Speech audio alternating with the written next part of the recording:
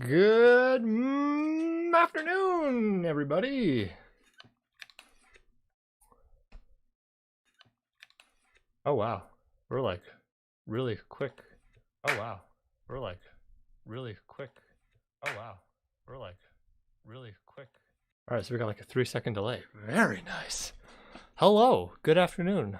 How are we all doing on this fine, glorious Wednesday? This will not be on Twitch, but that's just it's just how the streams normally are, normally on YouTube. Because when I do the streams on Twitch, nobody fucking cares. They only want to see me on YouTube talking politics. Let me share this on the Discord.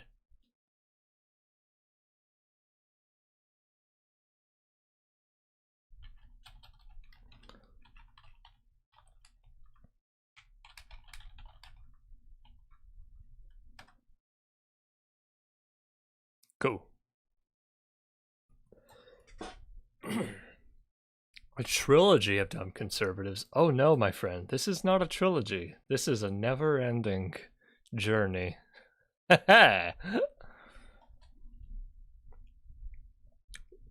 Someone told me you had a boyfriend who looked like a girlfriend. No, that's not. Someone told me Richard Nixon was liberal because he created the gold standard, EPA, and OCAA. Wait, he didn't create the gold standard. He did create the EPA.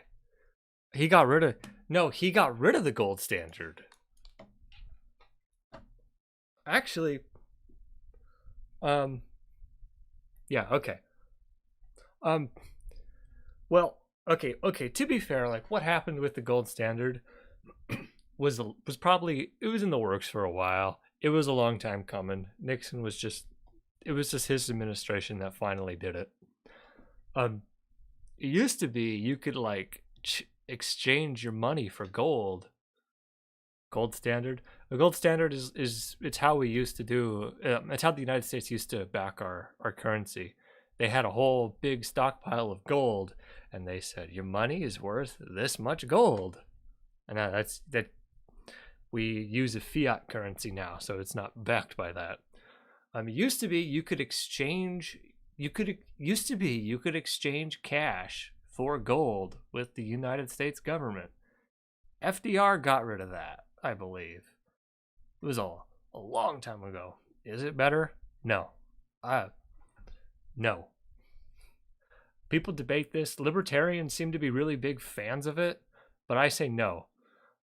One big reason for that, gold is subject to money is fake. It's all a lie. One big reason for this, gold is subject to, supply and demand, because we use gold in computers and all sorts of other stuff. It's not just jewelry. Because of that, the actual price of gold used to goes up and down, all over the place. And it was because of this, it would really,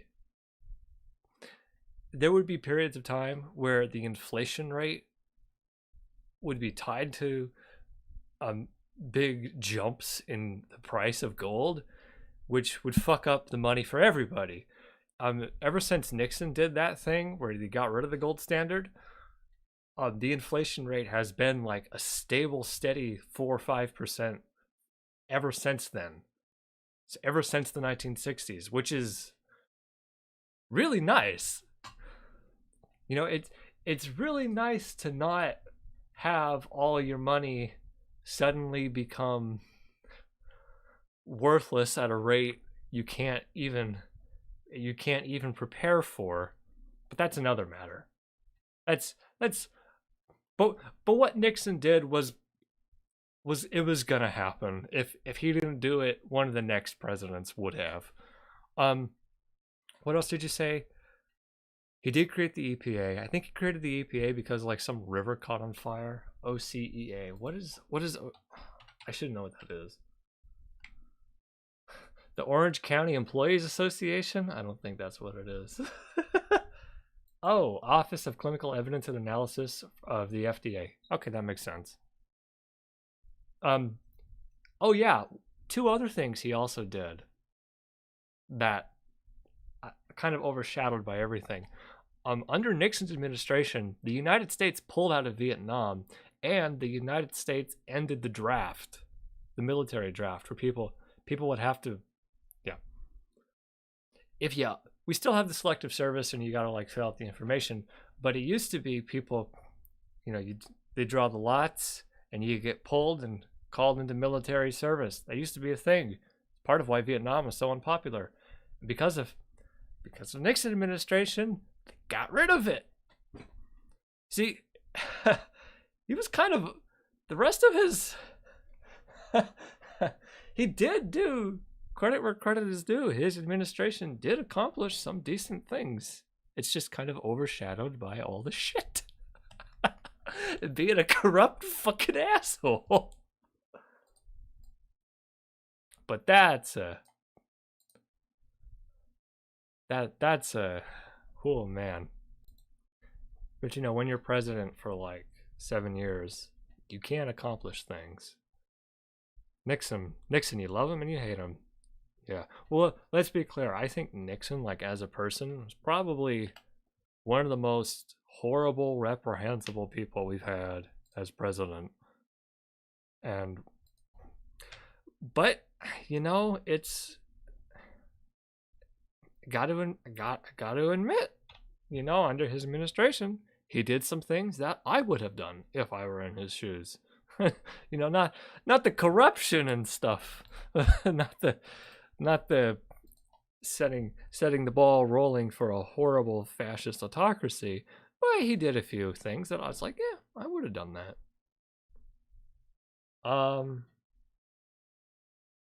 Yeah, I think he also like delayed the Iraq War, or delayed the war in Vietnam, kept it going so he could get reelected.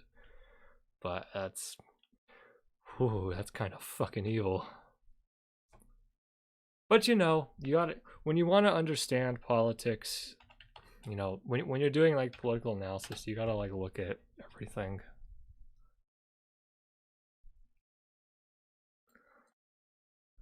Because it's rarely as simple. It's rarely as simple. Everything this person does is evil. Everything this person does is good, kind of thing. Like Genghis Khan, probably killed more, probably responsible for more deaths than any other single individual in history. Maybe with the exception of the guy in the Taiping Rebellion, but nah, he doesn't really count. There was other stuff going on. But at the same time, you took all this land in Asia and fucking united it.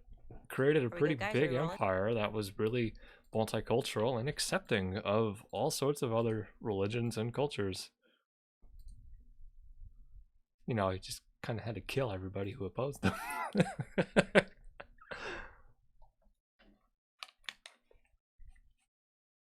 Who's worse, Nixon or Reagan? I'd say Reagan. Just because the policies that Reagan did caused more long-term lasting damage than Nixon did. Although Nixon was probably a lot more like evil with the way he went about it, but like some of Nixon's policies in the long term, we can say these things greatly helped the United States, and Reagan's was a lot more shit. Hold on. Lyndon B. Johnson was the worst president. Nah, I don't buy that. He was pretty. I think he was probably a really smart, politically minded person. It's not to say he was a good guy. Nixon ate vuvuzelas. Interesting. Andrew Jackson is pretty bad. Yes, but okay. Yes, Andrew Jackson was bad. Trail of Tears, horrible history of horrible racism, pro-slavery. But under Andrew Jackson's presidency, they got rid of the property requirement for voters. Still had to be white, but but it used to be you had to own property, And because of Andrew Jackson winning the presidency and he was the first Democrat, and all the other Federalists kind of swapped to the Democratic Party after that. Because of that, they got rid of the property requirement. So now anyone can vote. White people. but that's still okay. If you're the kind of person who values democracy, which I am, that's something that you kind of care about. Just make the stream you ranking conservative presidents. Oh my god. With S tier being the least amount of damage. Yeah. No, we're not gonna do that. Us, the majority of presidents in the United States are like, who the fuck is this person? I have no idea who this is.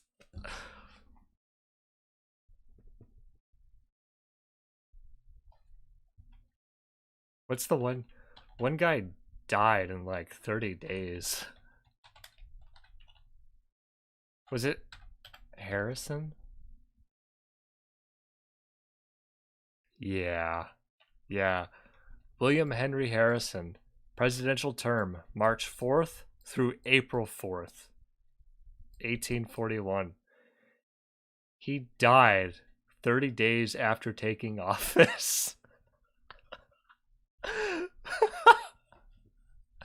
Good job. Oh my god.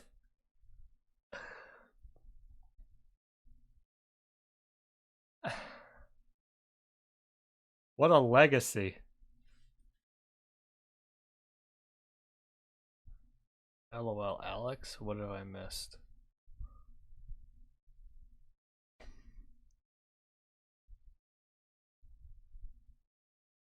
Garfield? Give me lasagna.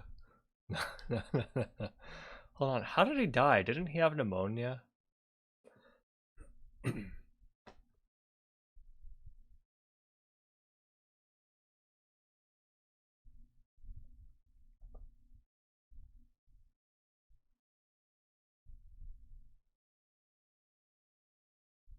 Yeah, he gave a speech in the rain, so that may have contributed to it.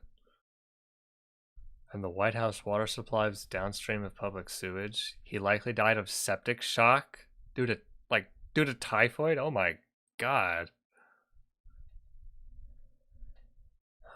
All right. Fine. We're not gonna dwell on presidents too much longer. Taft good. Taft was an interesting guy. But I'm okay. One interesting thing about Taft, he became a Supreme Court justice after his presidency, which is kind of impressive.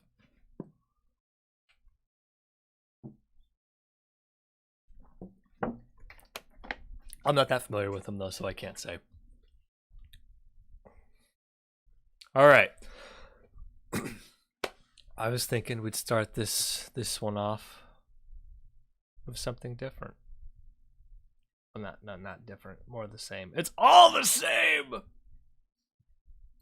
Wait, patrons, background, patrons. Okay. So, we have the Daily Wire. I like going through some of these. These are most popular. We've been doing the Daily Wire, I believe.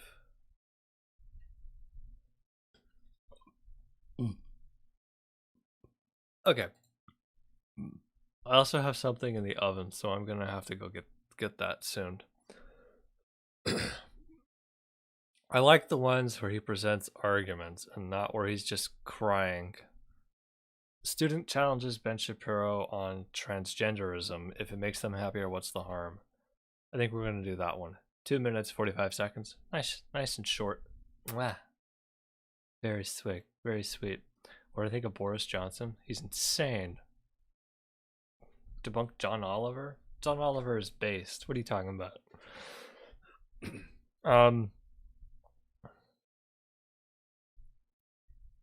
Yeah, okay. Anyway. Some of these Why I'm leaving California? Ben Shapiro crushes atheism question? Oh. Okay, I kind of want to look at that too. Yeah, Michael Knowles is... I don't know if Michael Knowles has brain cancer or if he's just... I get that fascists aren't like smart, but what the fuck is up with that guy? All right, what do you people want? We're gonna do this we're gonna put this to a vote.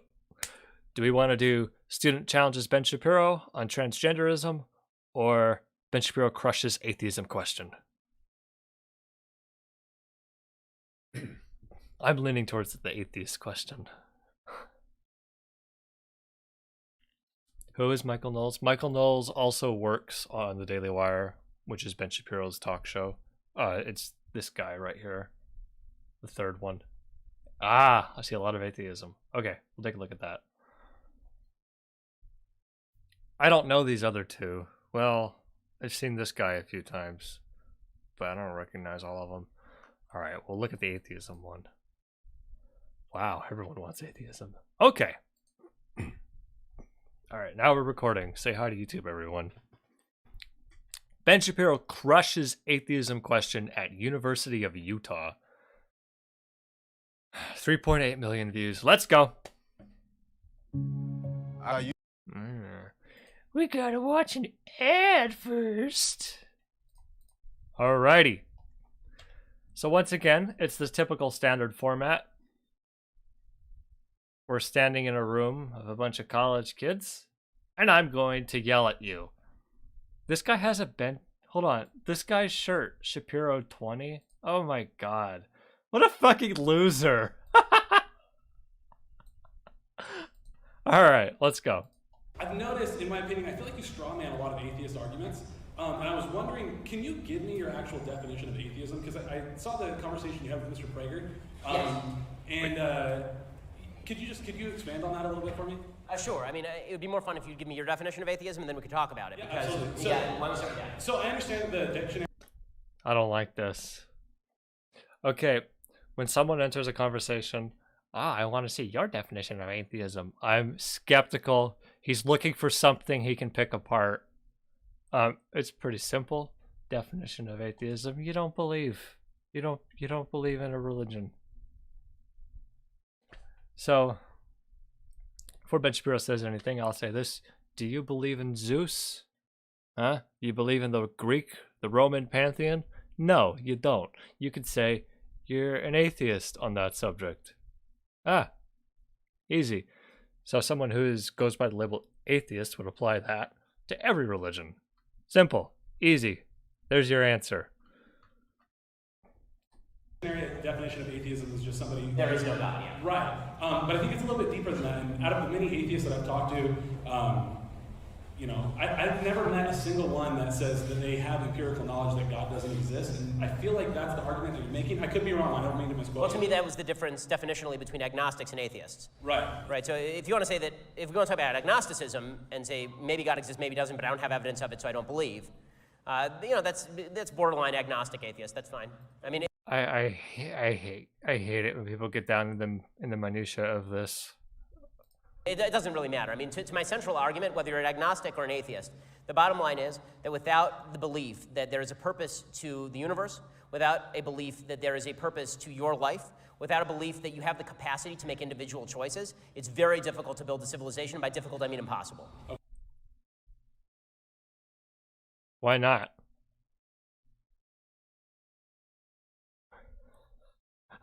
That's it? Wait, no. But we see animals like build communities. We see animals build homes. They don't believe in any of this. They're not capable of it. What the fuck does this have to do with any of it? Okay. So on that note of free will, which is what you're talking about, right? Yes. I think free will, by the way, is the single most important principle undergirding any civilization. Okay, absolutely. And to be totally honest with you, I'm torn on the subject myself. Yeah. And which is why. But in your own life, you're not, because you chose to come here and you chose to ask me a question, right? It's complicated. I would hate to think that the universe randomly This is all imbued you've you got? with a set of atoms that showed up here randomly to ask me a question. That would be very disappointing to me. Well, no. Okay. Well, that's it. Wow, that's so stupid. He didn't crush any question on this. That He didn't crush anything. What the fuck? His only argument is that it's difficult or impossible to create civilization. But he didn't explain that at all. And the guy's central point was... And could you expand on that a little bit for me? Could you expand on that? I guess Sure, that is I mean- pretty open-ended. I feel like you strawman a lot of atheist arguments, and I was Yeah, I feel like you strawman a lot of atheist arguments. I was hoping he'd dive in on that. wondering, can you give me your actual definition of atheism? Because I saw the conversation you had with Mr. Prager, and could you expand on that a little bit for me?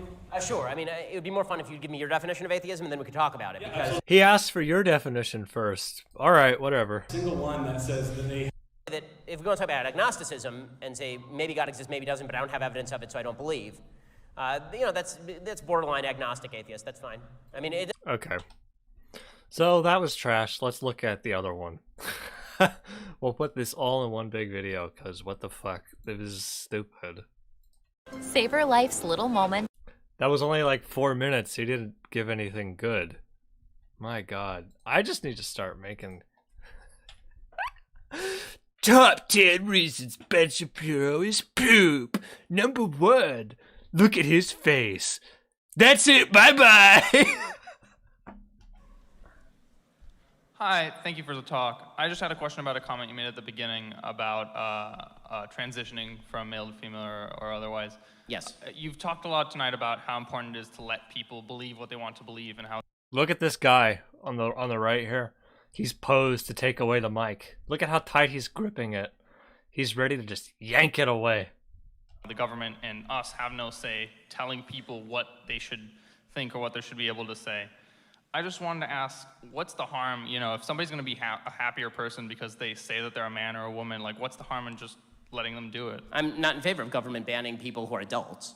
Children I'm in favor of banning because now you're talking about somebody who's not capable of consent. Right? Okay, hold up. Children aren't capable of consent. Yes, but I'm sorry, if your kid has a heart problem, we're not gonna not perform surgery just because the kid is not capable of consenting to a heart operation. We're gonna perform the surgery because it's gonna save the kid's life. This is part of, and for people with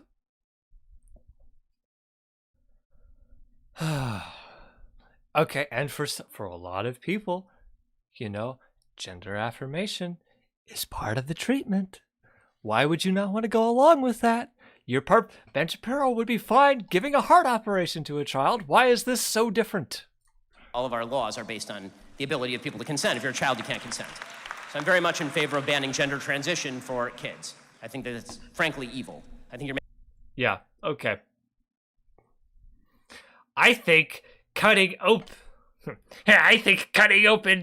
little children and doing surgery on their heart is evil. Yeah, no, people would be booing you. Get the fuck out of here. making decisions for children who are not capable of making decisions for themselves that are permanent and have long-lasting, significant, and severe impact. As far as adults, if you're 25 and you want to get a sex change surgery and you feel like it's going to make you feel better, you have the right to do it. You do. Maybe it does, maybe it doesn't. I mean, the guy didn't say anything about... I don't think the guy actually said anything about surgery, though. Telling people what they should think, what they want to believe, and how the government... Yes. You've talked a lot tonight about how important it is to let people believe what they want to believe and how the government and us have no say telling people what they should think or what they should be able to say. I just wanted to ask, what's the harm, if somebody's going to be a happier person because they say that they're a man or a woman, like what's the harm in just letting them do it? I'm not in favor of... Okay, his question was, what's the harm in just letting him do it? You want to get a sex change surgery and you feel like it's going to make you feel better, you have the right to do it. You do. Maybe it does. I don't know why he has to go to sex change surgery. That's kind of strange. What's on your mind, Ben? Maybe it doesn't. I mean, the research on this stuff tends to be somewhat conflicting, but if it works for you, it works, right? It's a free country. Oh, wait. Hold on. I got a link for this. Hold on. I have it saved in my bookmarks, I believe.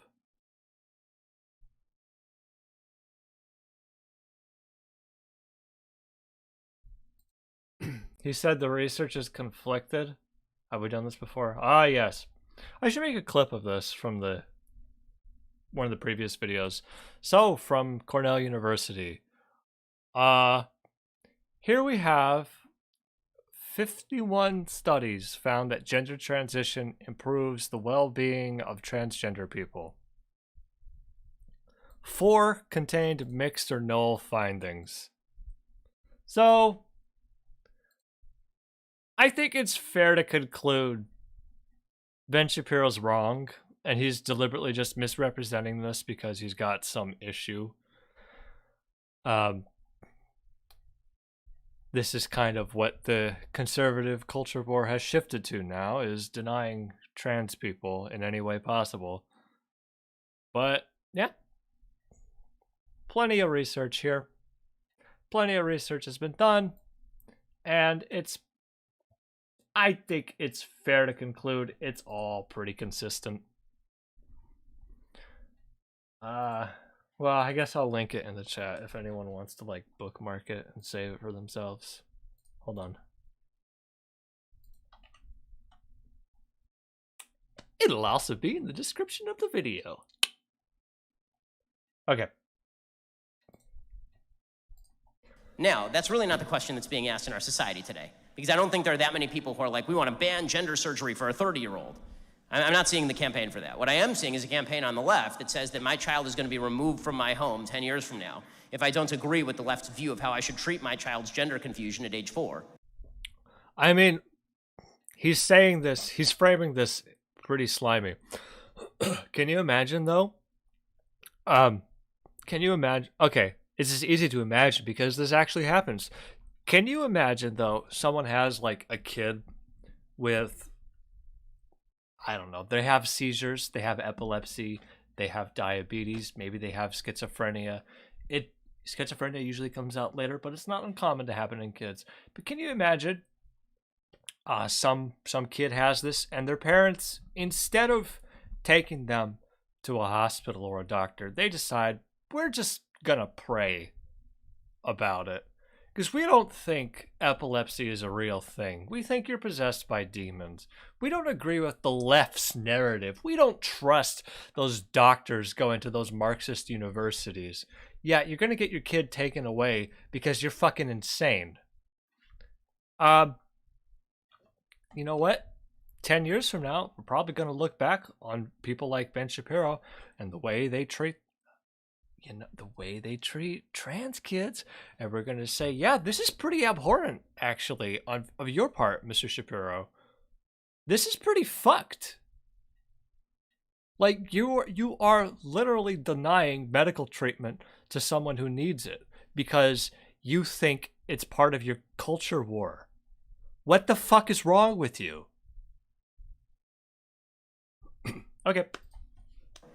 I see the left suggesting that they want to fine me if I refuse to say that a man is a woman as a general proposition. Right? Oh my god, you're right. His collar is fucked. What happened there? He just threw the jacket on real quick, huh? I say that men and women are separate, then the left says this is discrimination at age 4. I zoned out. What?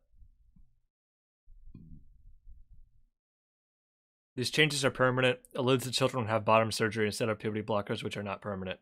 Yes, correct. I'm okay with, yeah, the children aren't given fucking surgery like that. At least not like young children. Sometimes around like 16, 17, 18. I think that's probably better. I think that's probably okay. But you're given puberty blockers instead of a hormone therapy, which is an entirely different thing. And I've noticed that when people like Ben Shapiro and other extremely transphobic people try talking about that, like when they try talking about why they don't want trans children to be going through treatment like that, they never seem to actually make the distinction between hormone therapy, surgery, or puberty blockers. It's like it's all just kind of one amorphous blob in their heads. It's like all the same thing, and they don't actually know the difference between any of it. At least that's the impression that I get. I see the left suggesting that they want to fine me if I refuse to say that a man is a woman as a general proposition. Right? If I say that men and women are separate, then the Fine you. I don't know what he's talking about there. left says this is discrimination. Or the left is going to suggest that it has no impact on my business if I employ a woman at Hooters and she shows up the next day as a man. Right? Like that does have an impact on my business, right? But the left would suggest, well, you know, you should sort of deal with it. Well, it turns out that gender does mean something, and it does. Okay, y'all heard that, right? What the fuck? Right? If I say that men and women are separate, then the left says this is discrimination. Or the left is going to suggest that it has no impact on my business if I employ a woman at Hooters and she shows up the next day as a man. What the fuck? Oh man. So when Ben Shapiro is gonna I'm gonna destroy the transgender argument by talking about Hooters. The left wants to take away my Hooters. What the fuck? God, can we also just say that, like, Hooters is like such a boomer fucking thing. Does anyone actually like Hooters? Mr. Attack is taking us to Hooters. I am not. I have said no such thing. Don't. No. Also, I don't think their food options are like gluten-free, so we're not doing this. But it's like such a I do. Oh my god, you people. But I was gonna say this is like it's such a boomer thing. It's like, oh, I'm gonna go eat mediocre to slightly below average fast food, but I'm gonna see a lady with nice cleavage and a bare midriff in tight form-fitting clothes while I eat it. This is American culture. This is the finest thing in all the land. I guess Ben Shapiro probably does think that. Hooters and beers. You people are so... Oh, right, you don't like women to have buns, huh? Gluten-free. That's pretty funny. Oh my god. You people are so horny. Oh my god. Okay. Let's oh my god.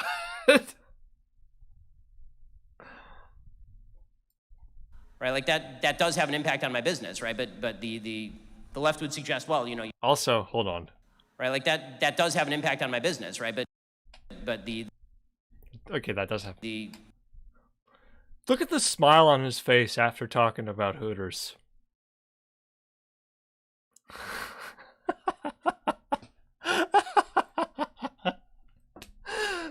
That's... What a fucking creep. People take this guy seriously. Hooters more like Cooters. Oh my god. Tilted Kilt is bad. I've never... Hold on. Am I gonna regret Googling this? There's a Tilted Kilt in downtown Phoenix, but I've never been and I've never, like, looked at it. Oh! Oh, wow, okay. Can I show this on stream? I don't think I can.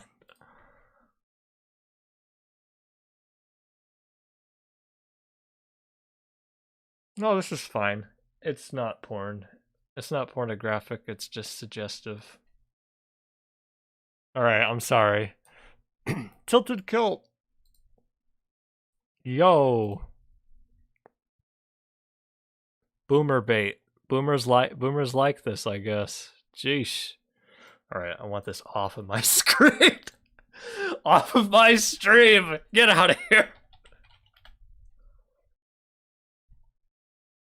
Yeah, you're right. That is worse than Hooters. Hooters is. I thought at Hooters they wore midriff revealing clothing. I guess not. They do at Femboy Hooters. That's what I'm confusing it with.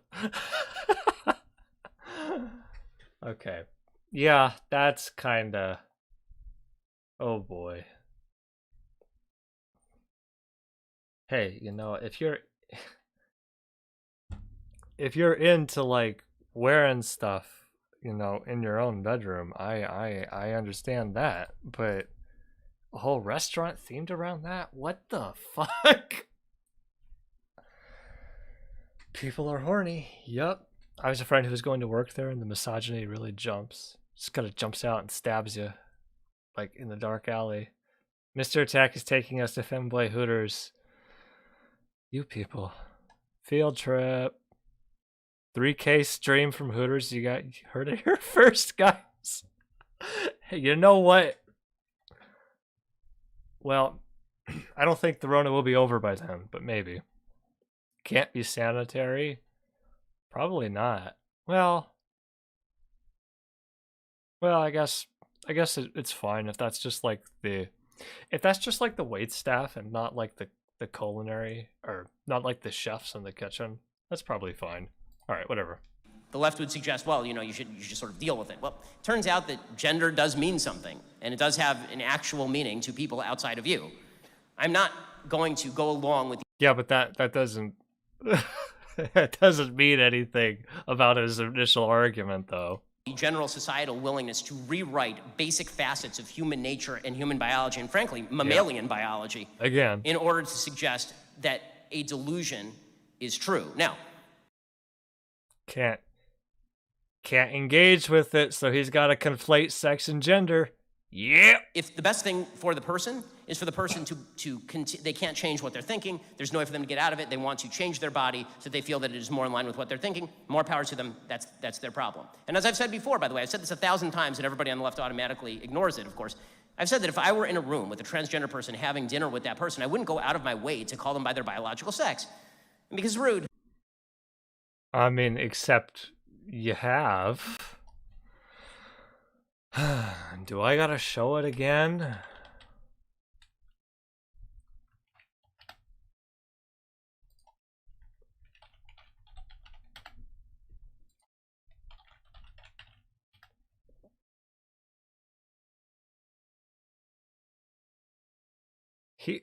He like misgenders. Experience matters. He misgenders trans people like every chance he gets. Someone should make like a compilation video of it. He does it on. Hold on.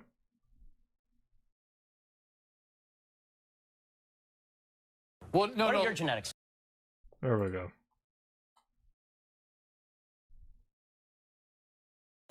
Syndrome. So you don't know what you're talking about. You're not educated on Would you genetics. like to discuss the genetics or Well, no? well, no, What no. are your genetics, sir?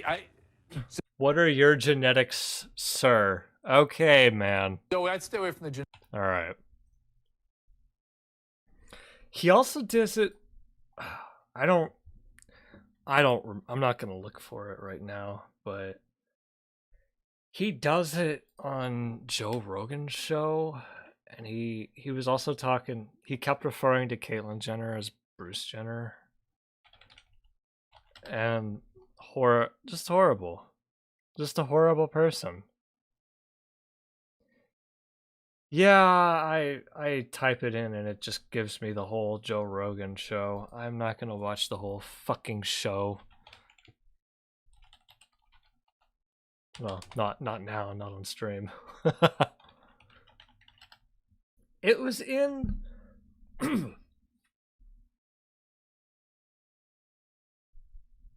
It was in one of the. It was in one of the ContraPoints videos, but I don't remember. I don't remember either.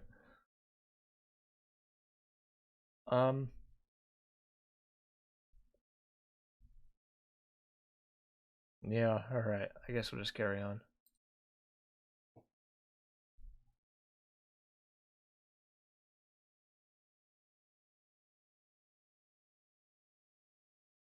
Okay.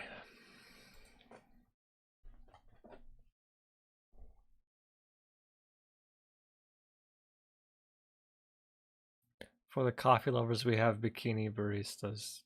Oh yeah, that's a thing too. Man. Such boomer shit everywhere. After a long day of hunting down Emil, I love going to the Hooter I own and tell the femboys that work there I am denying them medical coverage for their birth control, screamed Ben Shapiro. Oh wait, we should do it in his voice. After a long day of hunting down Elmo, I love going to the Hooter I own and tell the femboys that work there that I am denying them medical coverage for their birth control, screamed Ben Shapiro. They can fire because you change your hair. Bikini Beach should be your 4K strips. Okay, I'm gonna be honest. I'm nervous about doing like live streams like out in public. I worry some crazy person might try to do something to me. I've seen the Ice Poseidon. I know what happened. Although he was a different person. Yeah, they can fire you because you change your hair or gain weight. Yeah. Wasn't there also a lawsuit when some guy like applied to Hooters and they wouldn't hire him because he was a guy, and then he sued them? He's like, this is discrimination, and he won the lawsuit.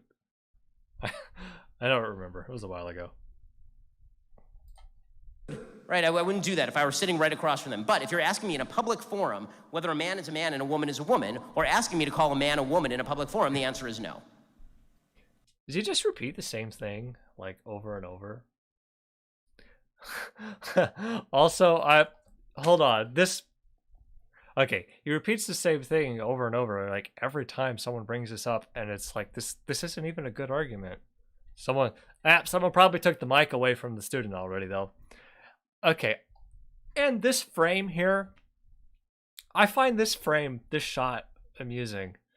So the backdrop here is like for photos. It's got the logos of the event and the Young America Foundation. Okay, this is common. These things, they put them up. But this frame is just like a tiny square behind him on part of a big stage. It looks so sad.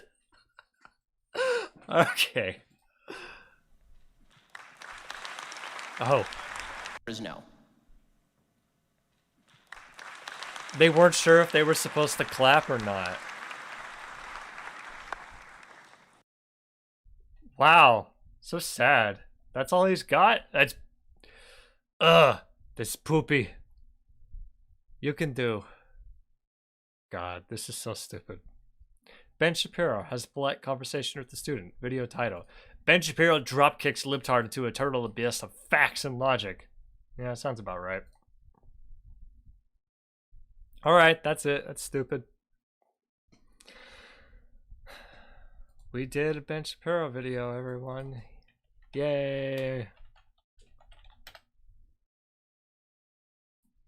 I guess we're gonna look I at... fought in the ring. Ugh, I really don't care for Gina Carano. Wait, what? The left cancels Seuss Speedy Le Pew. Why the left cancels harmless content? Did we cancel? Wait, did we cancel Speedy? Speedy Gonzalez? People love him. What are you talking about? They were gonna... This is like many years ago. They were like, we're not gonna make more Speedy Gonzalez cartoons, and then but then like actual like Mexican viewers were like, no, we love him. He's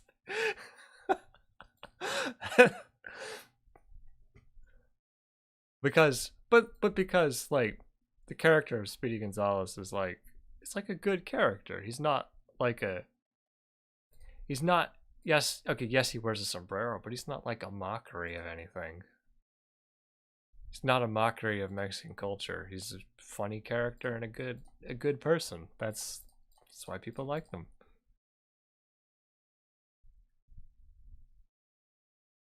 Hold on, I gotta get my food. It's probably burned.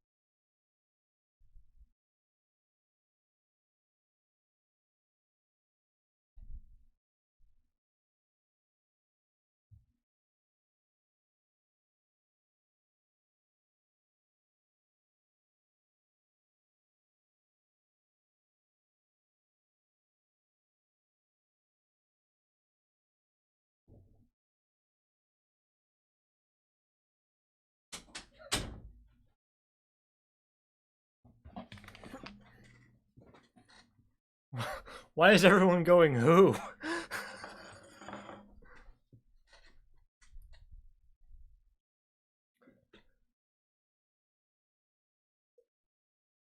Oh my god, what have I done?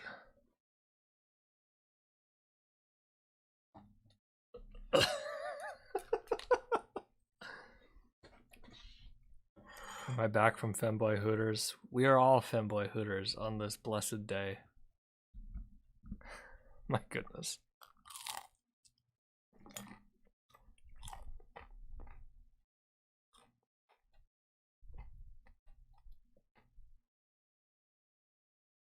All right. Wait.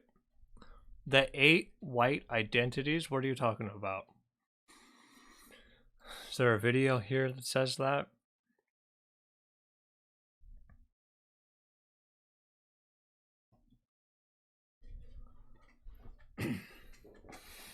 What about the Owlboy Hooters? What about the droid attack on the Wookiees?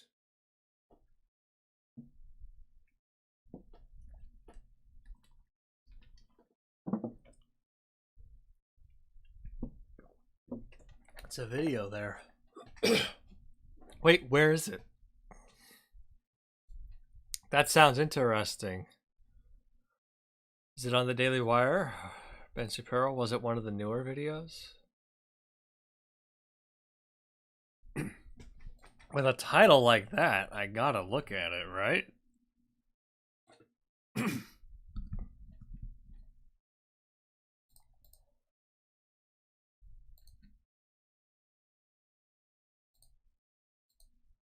Shapiro channel, bottom row.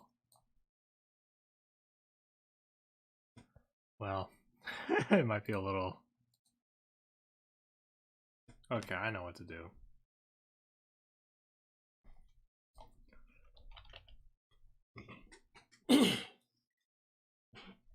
Oh, school sends parents insane white identities chart. I don't know. He might have a point. It might be. It might be insane. All right. I'll take a look, but I don't guarantee we're gonna get much out of this. He may have a point. Ben Shapiro likes to, every time something like ridiculous happens, he always loves to point to it, blow it up, and say, "This is why the left." No, Ben Shapiro voice. He likes to point at it and say, "Yeah, this is why the left has gone crazy," and it's like this is just one person who wrote this. Yeah. Meanwhile, In Venezuela, there is the race policy that will undoubtedly follow this administration. We've already seen it implemented at the local level. The Biden administration has repeatedly suggested that equity is to guide all of its decisions. As we have talked about at length on this program, when folks on the left say equity, they do not mean equality. What they mean is that any program that does not achieve equal outcome on the basis of group, any program that does not achieve that is considered racist. And to be anti-racist, whenever you see somebody saying, "I'm doing the work, I've become an anti-racist," it doesn't mean what the fuck is he talking about? I've become a not racist. It means I have become a person who wants to tear down all existing structures of power, castigating them as systemically discriminatory. Right? That's what it means. Okay, the difference between equality and equity that they've been talking about. Equality is like everybody gets one. Equity is like, well, you get a little bit more because you need it. Equality, everybody gets $100. Equity, you need to pay for your surgery, so you're going to get a little bit more. Yeah. So this is the stuff that the Biden administration This is not going to be a good one. This is not going to get put in a video. This sucks. has been pushing. They've been pushing it in vaccine policy. They've been pushing it in educational policy. They've been pushing it in economic policy. What? Discriminatory. Right? That's what it means. So this is the stuff that the Biden administration has been pushing. They've been pushing it in vaccine policy. Vaccine policy? What the fuck's he talking about? They've been pushing it in educational policy. They've been pushing it in economic policy, in environmental policy. They literally said that Ibram X. Kendi's idea of how the world should work is the way they are going to govern. Does anyone have any idea what he's talking about? Which is scary as all hell. Because first of all, in many cases, it is violative of the basic principle of the Civil Rights Act of 1965, which is that people ought not be treated on the basis of group or race. They ought to be treated instead on the basis of their individual identity. Instead, Civil Rights Act didn't say that. It just said you can't discriminate for these reasons. Nice try, though. this is not what is happening, and we are seeing it crammed down in our educational system primarily. So Christopher Rufo, who writes for God damn. Way to bury the lead. 1 minute, 16 seconds in, and he finally gets to this. Oh my God. for City Journal, and he is the director of a group called Discovery, the Center on Wealth and Poverty at Discovery Institute. So he has been keeping track of the woke equity politics that is now being mainlined into our educational system. So take a gander at this. Chris Rufo tweets out, the principal of East Side Community School in New York sent white parents a tool for action. It tells them they must become white traitors and then advocate for full white abolition. Okay, this is nuts. So let's take a look at this for just a second, because while the Biden administration, I keep mixing them up because this is just Obama administration. Hold on.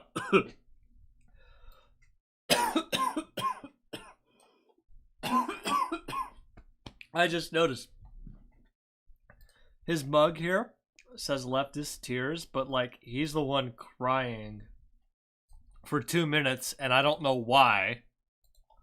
Administration part 3. Because the Biden administration has embraced the basic equity playbook here, this is what they mean. Okay. They haven't gone all the way yet, but they will. Don't worry. We're very, very early on. Are they Marxists? Yeah, I bet. So they have been distributing at the school the 8 white identities by a person named Barnor Hess, And the 8 white identities stretch from white supremacist in the red to white abolitionist in the green. All right, hold up here. We finally, 2 minutes and 20 seconds, finally get to the chart. Wow. See, when I make my PragerU videos and all these other videos, right, sometimes I'll start and I'll talk a little bit about them before we get to it. But I always get to, when I edit them, I always get to the actual video within the first minute. I never go through all this other bullshit before getting to it. Because that's just bad content making. Let's see. There's a regime of whiteness, and there are action-oriented white identities. People who identify with whiteness are one of these. It's about time we build an ethnography of whiteness, since white people have been the ones writing about and governing others. Okay. White supremacist, white voyeurism, white privilege, white benefit, white confessional, white critical, white traitor, white abolition. I have no idea what the fuck this means. Say there is a regime of whiteness, and there are action-oriented white identities. People who identify with whiteness are one of these. It's about time we build an ethnography of whiteness, since white people have been the ones writing about and governing others. Okay, what the hell? Hold on. Is this made by a black person? That would explain why Ben Shapiro hates it.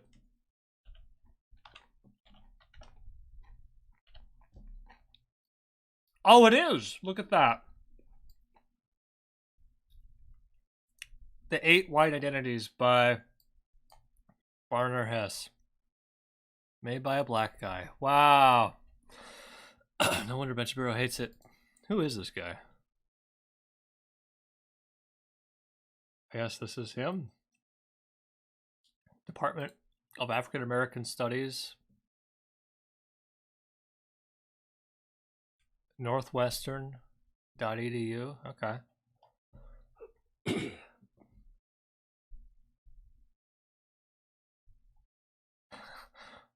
I don't see. Looks like everything here is just talking about the same thing. Oh, this one explains it a bit more.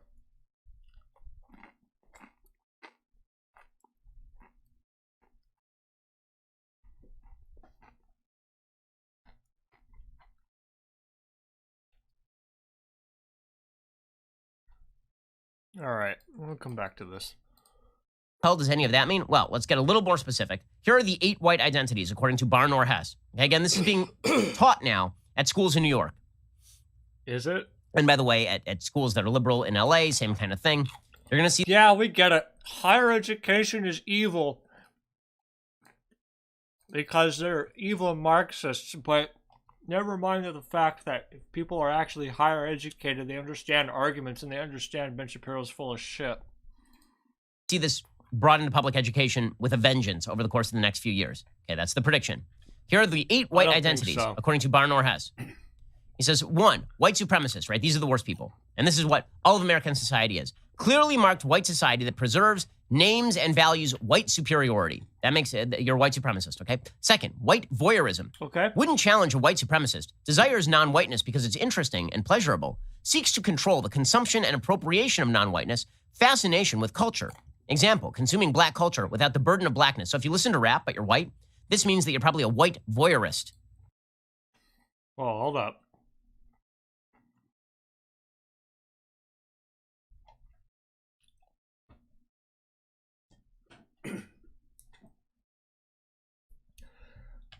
Well, so far the chart actually makes sense to me. Is white superiority. That makes it, you're a white supremacist, okay? 2nd, white voyeurism. Wouldn't challenge a white supremacist, desires non-whiteness because it's interesting and pleasurable, seeks to control the consumption and appropriation of non-whiteness, fascination with culture. Example, consuming black culture without the burden of blackness. So if you listen to rap, but you're white, this means that you're probably a white voyeurist. No. What?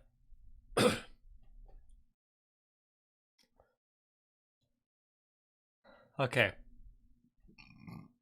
I get the example here is probably pretty short I wouldn't word it that way, but no. I think it's pretty clear people who want to consume this without actually being black. Not like, oh, I listen to it. Oh, I listen to rap. It's people who try to like lean into the culture without actually being it. You know, culture appropriation is what they call it. Without the burden of blackness. So if you listen to rap but you're white, this means that you're probably a white voyeurist. Also, wait a minute. Does Ben Shapiro think that only black people can be rappers?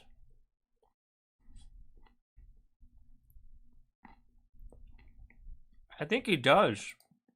You're a white voyeur, right? You're not a white supremacist, but you're kind of white supremacist adjacent. Because you're like a white supremacist in that you like all the structures of power, but you also like listening to rap music. Then there's white privilege. Maybe you critique supremacy, but a deep... Well, no. Maybe some of the Nazis were like, yeah, we can keep some of them around. They make some good music. I like jazz. It's like, that's still a fucking Nazi. listening to rap music. Then there's white privilege. Maybe you critique supremacy, but a deep investment in questions of fairness and equality under normalization of whiteness and the white rule, sworn goal of diversity. So now, if you say that you like diversity, but you also believe in things like fairness and equality on an individual level, this means that you are suffering from white privilege. Because, of course, the entire system is white. I feel like Ben Shapiro's taking the bait here. I feel like this is kind of like clearly meant to be bait, and he's just like fell for it. And so if you say that you want everybody to be treated equally on an individual level, this means you're upholding a system that has been supremacist in the past and is supremacist today. So you're actually just privileged.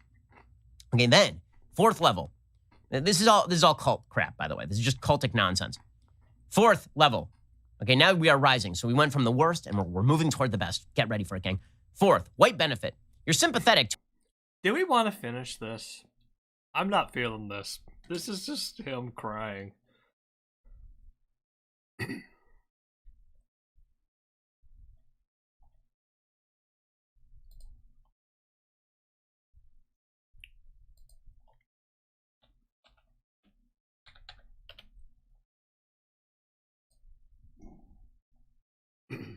Oh.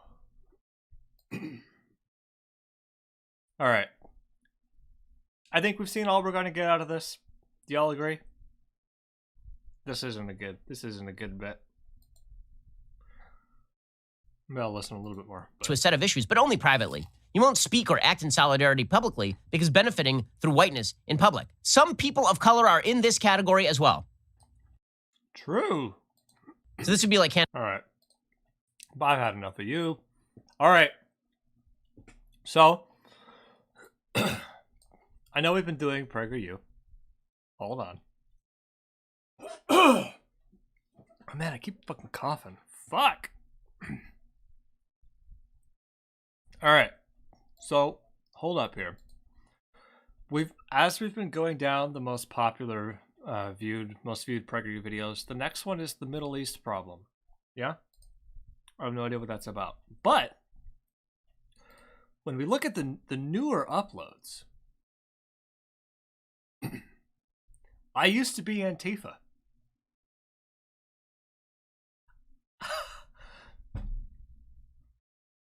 I think we should take a look. This was uploaded 2 days ago.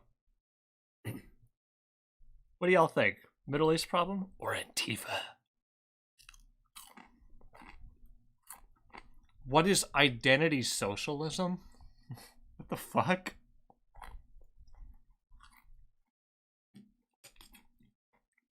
Alright.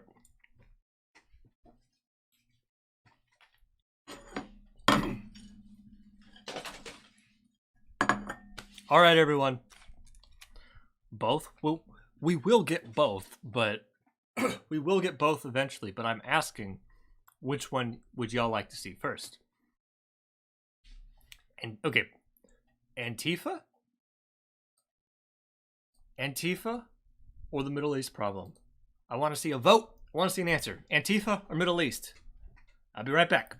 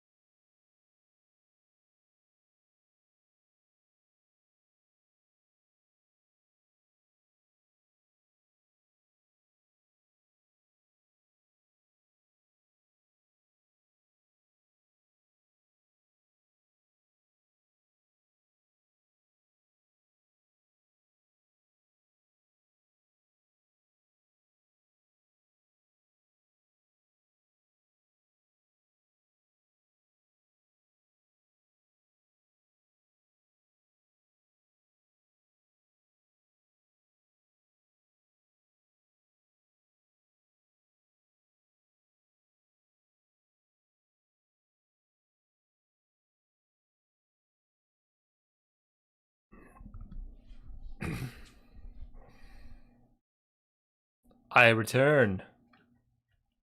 What have I missed? What's happening here? Oh my goodness, a lot of people have been chatting. Bench Bureau makes my brain hurt of confusion. Yeah, no, that's a natural reaction to your body fighting off an infection. It's your immune system working properly. Why are they fundraising? I don't know what that means.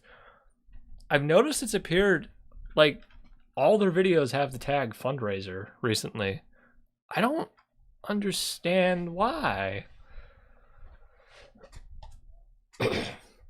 I've noticed a few other conservative channels do that. I don't know what that means. There might be a reason for it. If anyone has a reason, let me know. Maybe I need to start doing it. I don't know how to do it, actually.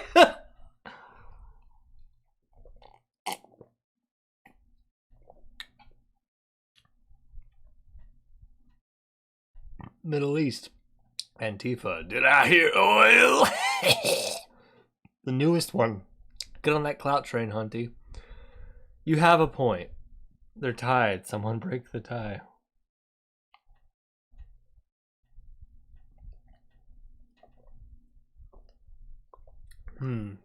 Yeah, you're right.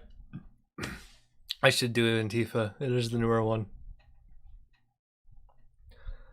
It's a good point. Switching my vote to Antifa. All right. I'll allow it. I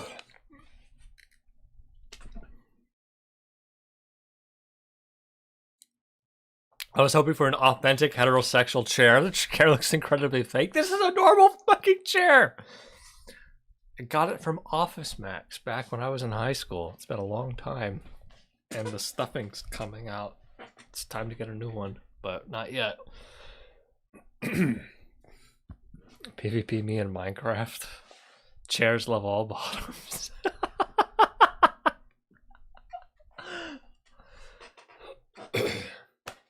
All right.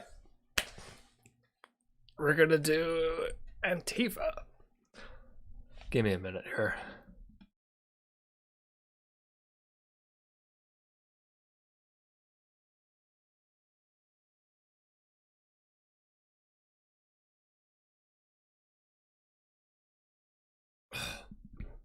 That's cheap. Get a pink Hello Kitty gamer chair next. I think I paid $60, $80 for this chair. It wasn't. It was like on sale. And I normally, whenever I make like a big purchase like that, I almost always look for a big sale before I like commit to it. Because I don't want to fucking spend like $300 on a chair. I am drinking straight from a jug. It's how I drink. You're supposed to like, drink a whole gallon. Easier that way. And I don't trust the water where I live. Because there's like some fields nearby and there's like runoff. And I don't really trust the local infrastructure. Anyway. What color should I do for eyeshadow? I don't know. Something fun. Let's see. It's Wednesday, so what's a good Wednesday color? I don't know. I like it when people like match their like makeup or their eyeshadow to their wardrobe, but depends on what you're wearing. Like I think that's really cool if like someone's like wearing like if they're like wearing purple and they have purple eyeshadow on. I think that looks really cool.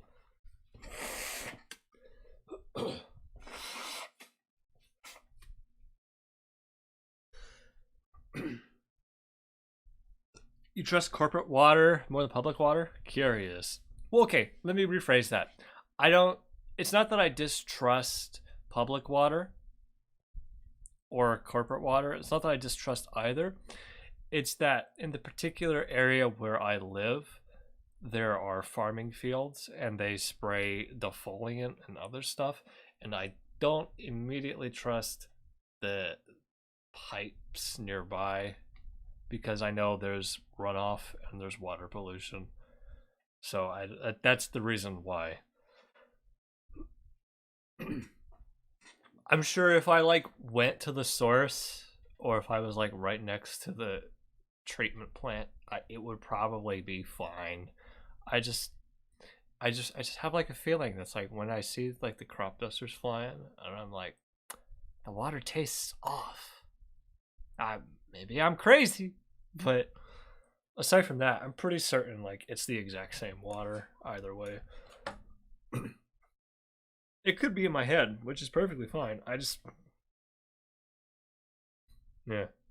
Also, do you trust your landlord to work on the pipes? I don't know, man.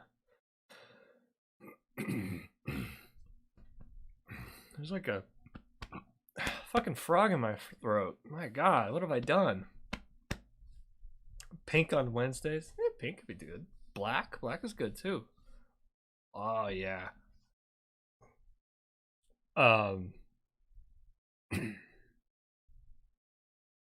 Yeah, I don't know. See, now if I were the kind of person to wear eyeshadow, right, with a shirt like this, yeah, I feel like matching like the I don't know what kind of color is that? I don't know, kind of red. It's red, kind of burgundy, not burgundy, maroon. I don't know. Like if I were wearing eyeshadow, I would be matching, this, because this is like the accent of the shirt. Anyway, that's just my theater days. It's been a while.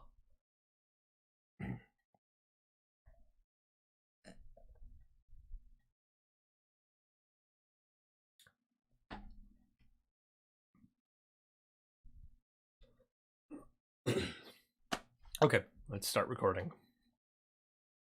All right, say hi to YouTube, everyone. We're recording this one. All right, one of the more recent PragerU videos. I used to be Antifa. Oh boy. Let's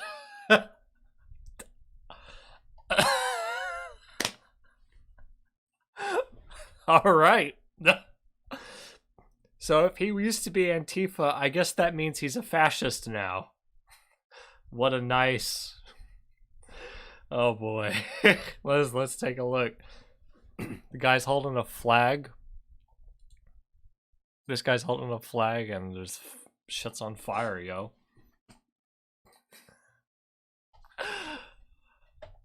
All right. There was a time in my life when I was angry, bitter, and deeply unhappy. They have therapy for that. I wanted to lash out at the whole fascist system, the greedy, heartless power structure that didn't care about me or the rest of society's innocent victims. The greedy... What? I wanted to lash out at the whole fascist system, the greedy, heartless power structure that didn't care about me or the rest of society's innocent victims. The fascist, greedy, heartless power structure.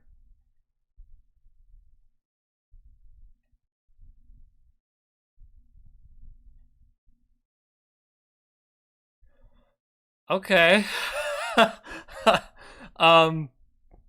You know what? Let's hear him out. A system that had robbed, beaten, and stolen from my ancestors. The whole corrupt edifice deserved to be brought down, reduced to rubble. Sure. I was a perfect recruit for Antifa. A recruit for Antifa. Okay, hold up. We have your name here. Gabriel Nadales? No, not Gabriel Iglesias. Why do I have a feeling we're gonna find some fun stuff on this guy.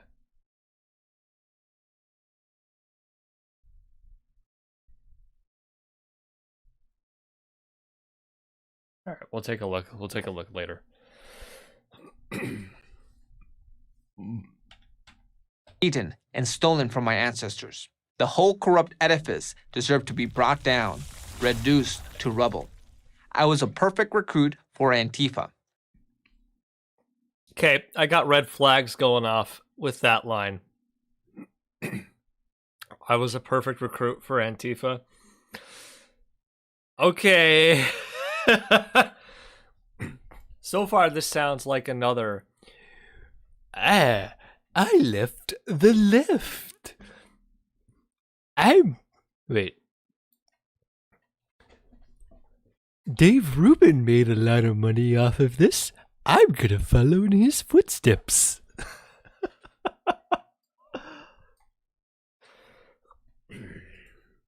The left-wing group which claims to fight against fascism. And so, I became a member. Now I was one of those who had the guts to fight against the fascists. He became a member? He has a lanyard and an ID? I didn't get one of these. Who were exploiting disadvantaged people. I wasn't a card-carrying anti-fascist. There's no such thing as an official Antifa membership. Oh, okay. So what the fuck are you going on about? But I was ready at a moment's notice to slip on the black mask and march in what Antifa calls the Black Bloc. This is too funny. Hold on. Notice to slip on the black mask. He's still wearing the glasses underneath it. And march in what Antifa calls the Black Bloc. Okay, do we call it Black Bloc here in the United States, or was that just a European thing? I'm actually not familiar with this. Hold on, I got something for this.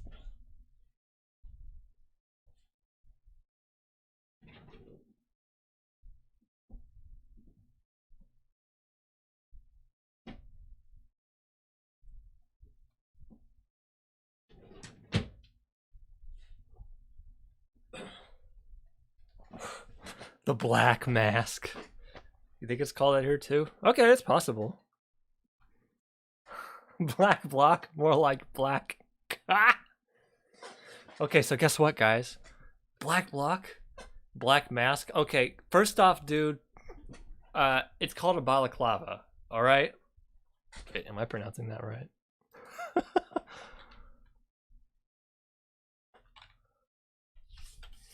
Yeah, balaclava. Or a ski mask in America. Now, this is... Hold up. This is not... This does not fit with my hair very well. Okay, you see. It's in my mouth. Fuck. Uh-huh. You see, when I wear this, no one can figure out who I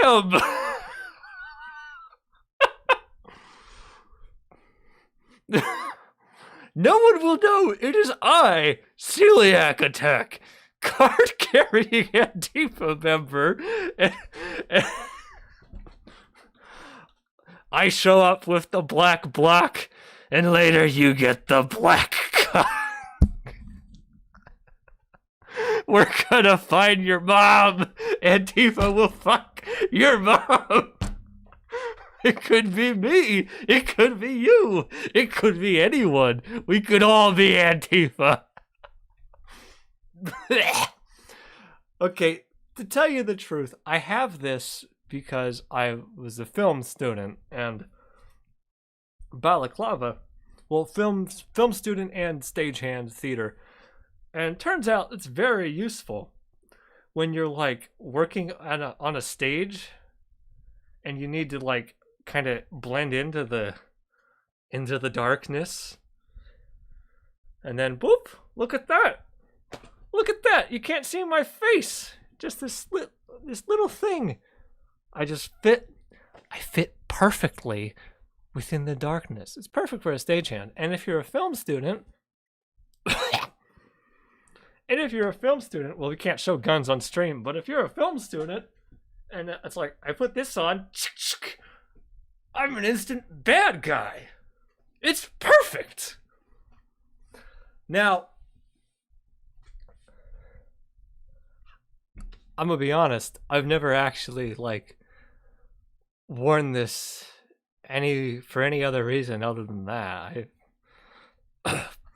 Oh, this guy. Oh, he put on the mask. Oh, he's gonna go be Antifa. What the fuck are you doing? Are you serious?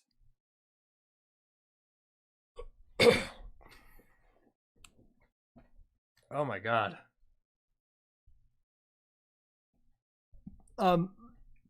So I've never shown up at a protest wearing a fucking balaclava. No, here's my face. It's me. I'm not there's nothing to hide from. I think a reason some of the people do this is they kind of want they kind of no, keep the hair out. That looks pretty good. They kind of want Nazis to kind of be afraid. It's kind of fucking scary. Someone shows up dressed in black. What are they gonna do to you? But I mean, come on, let's be real. This is just silly. Don't fucking do this, people. Better idea. Here's a better idea. Instead of wearing black to a counter protest and like covering your face, just get like 20 guys to come with you and wear bright, noticeable clothing. If you got a tie or a suit, wear that too. And suddenly you got a lot more people counter protesting, and these people look like, regular members of the community, and they're kind of fucking mad that you've got some fucking Nazis in your town. Easy. And you've won the optics argument, you've won the protest. Everyone's going to look at the video that people record, and it's like, well, those people over there have swastikas, and these people are wearing their working clothes. Wow, which side are we going to join? We're going to join those people. Easy. But you show up wearing, oh, these people are all dressed in black. And then you're like, who the fuck are you? What are you doing? Okay. Let's get on with the video. A cadre of other black-clad Antifa members to taunt police and destroy property. Antifa stands for anti-fascist. Hold on. What was the start of the sentence? Antifa calls the Black Bloc. A cadre of other black-clad Antifa members to taunt police and destroy property. Okay, that's not what you're supposed to be doing. Cadre of other black-clad Antifa members to taunt police and destroy property? Why were you doing that? That's not what you're supposed to be doing as Antifa. All right. He does start talking about it after this, so let's hear what he has to say, and then we'll correct him as needed. To taunt police and destroy property. Antifa stands for anti-fascist. Okay, and he's no longer anti-fascist, I guess. What conclusion can we draw from this? But that's purposely deceptive. For one thing, the very name is calibrated so that anyone who dares to criticize the group or its tactics can be labeled fascist. But I just criticized it. Does that make me fascist?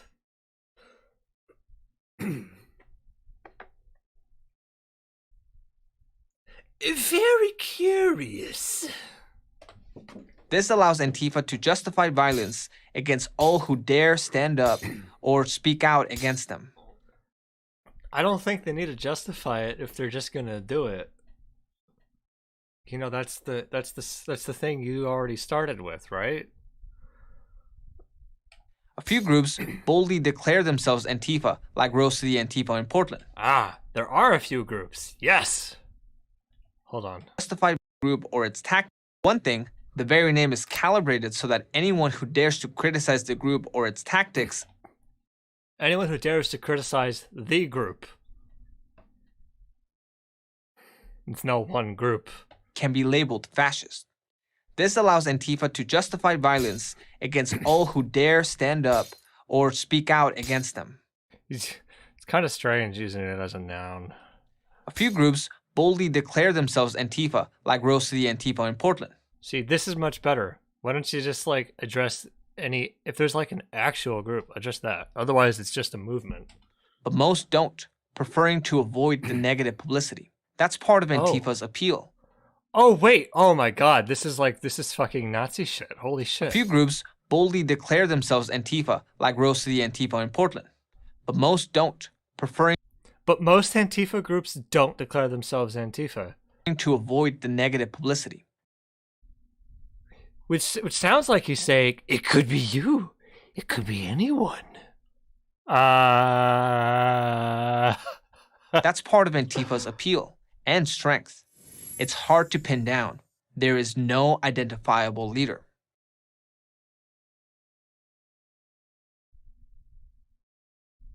Okay. To be part of Antifa, you must adopt two basic principles.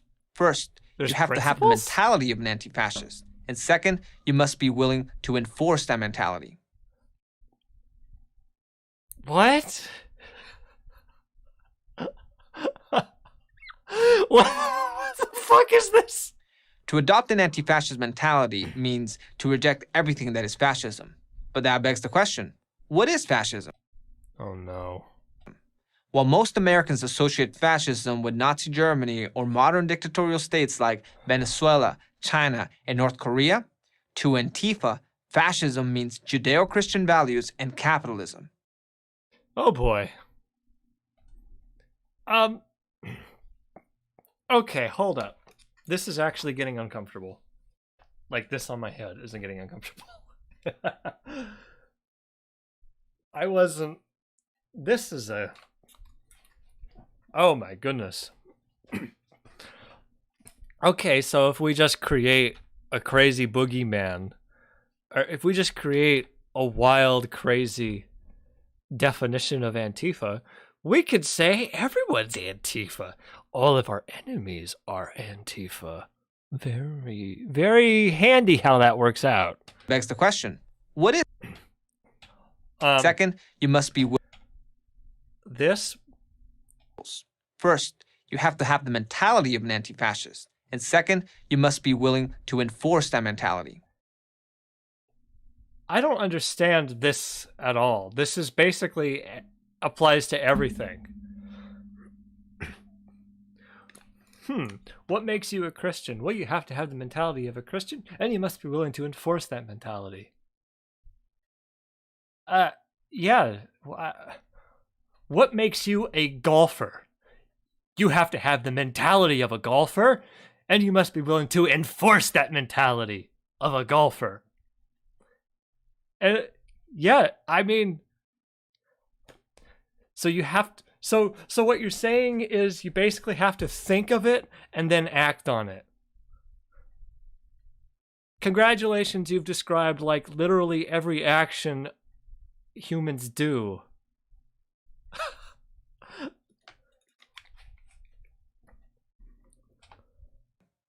To adopt an anti-fascist mentality means to reject everything that is fascism.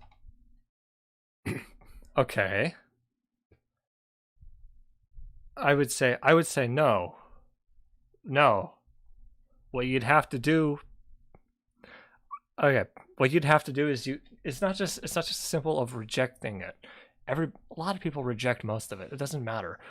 What's more important, if you're going to actually take action about this, is what are you going to do to stop them? That's what I would say is a more important component of it.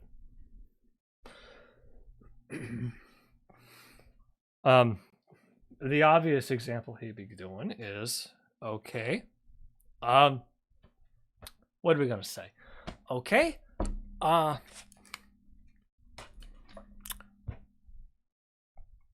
neo-Nazi group's gonna have a protest down on Mill Avenue.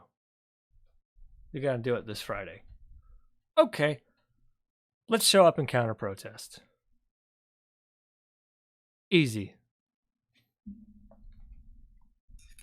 Or they're using, we know they're using Reddit boards or a Discord server to coordinate these things. Oh, let's get one of our own accounts in there so we can keep tabs on them and see what they're up to. Easy. That's the actions. But that begs the question. Anti-fascist mentality means to reject everything that is fascism. Just reject everything that is fascism is... Yeah, swing and a miss, yeah. But that begs the question. What is fascism? Okay, this question gets asked a lot. I'll say it's a trend that emerges among far-right people. It's often hyper-nationalist. It's often, but not always.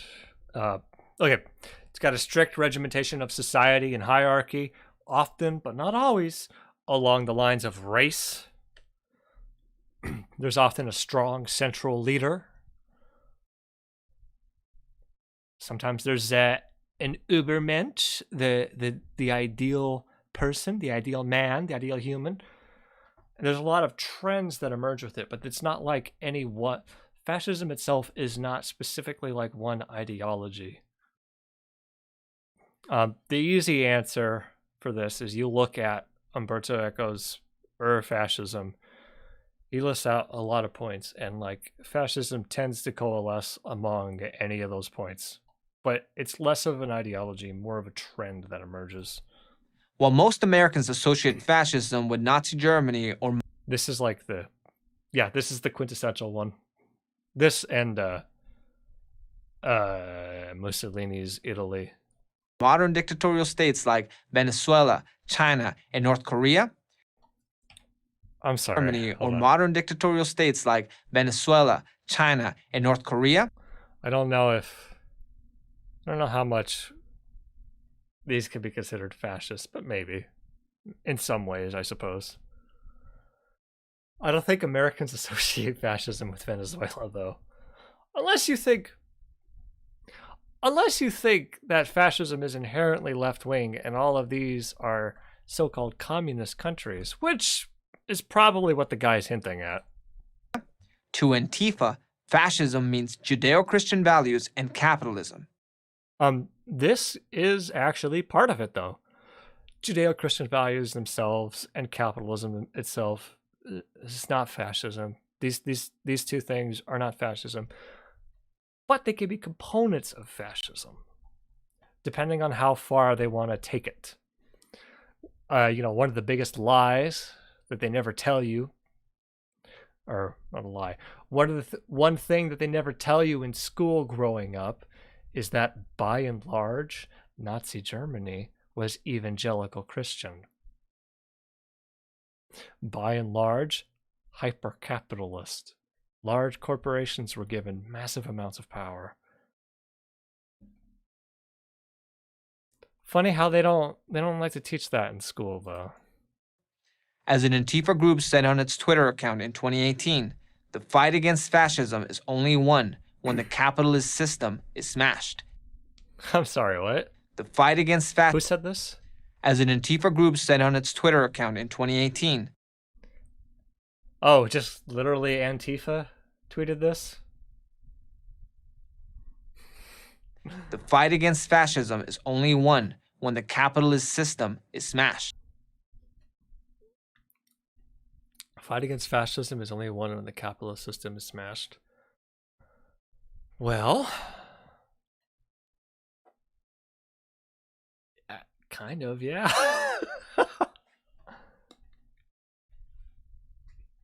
But, oh man, I don't understand what this point is.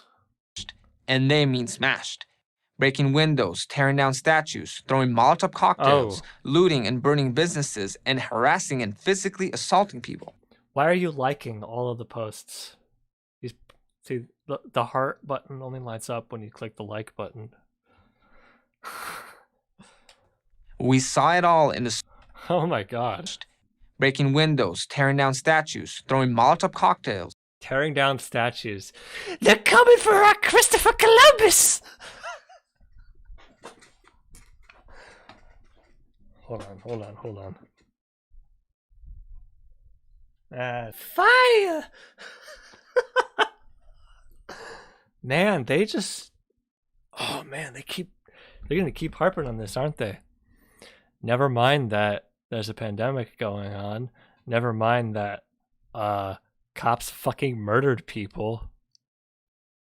Oh no, it's Antifa. It's Antifa. businesses, What are they doing? breaking again? windows, Breaking windows, tearing down statues, throwing Molotov cocktails, throwing Molotov cocktails, looting and burning businesses, looting and burning businesses, and harassing and physically assaulting people. harassing and physically assaulting people. Okay. Do I need to say anything about any of this? I don't think I do. This is them tearing down the capitalist system. This is not how this is not rioting, and property damage is not tearing down the capitalist system. What was the percentage of riot versus the protest? How do you want to define a riot? There's not really any one coherent definition. It's just the police call it a riot, therefore it's illegal and you have to go home. But they'll do that to anything. Oh, and the Proud Boys don't do any of that at all. Yeah, no, they don't. Oh, no. Oh, when Donald Trump took office, the left called him a fascist. Oh, those Antifa people. Never mind that by the end of his presidency, several hundred of his own brown shirts fucking stormed the Capitol building. Oh, no, it was Antifa. Minneapolis and other cities. Antifa is not solely responsible for all left-wing political violence. Left-wing political violence. Not every attack by left-wing radicals is an Antifa attack. But Antifa exemplifies the worst of the... That's funny. Hold on. It's just so we can get this straight.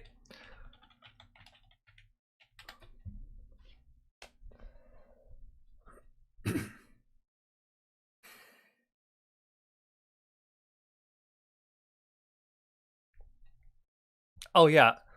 This was uploaded, yeah, March 8th, 2 days ago. This is them running damage control because one side fucking stormed the Capitol with intent of killing United States Congress people. And guess what? It wasn't the fucking left who did that. But I guess, some people tore down some statues. Oh, some people broke windows and stole some stereos. I guess that's the same, right? I guess that's worse. No, that's worse according to this guy. Hold on. There's like a thing where, oh my goodness, I don't see it. There's like a thing that says that most political violence lately is like, it's like all the murders done within the last like 20 years, like all political violence murders have been done by right-wing people, usually white nationalists, and Antifa's killed nobody.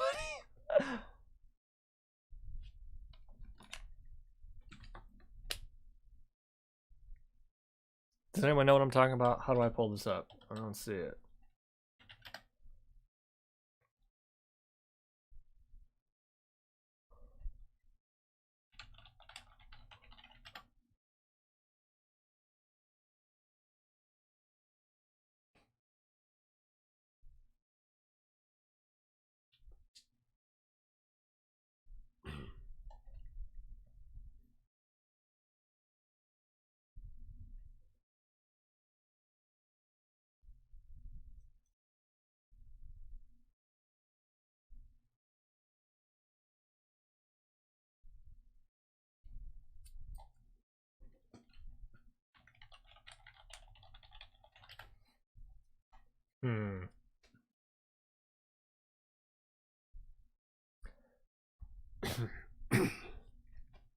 Oklahoma City bombing.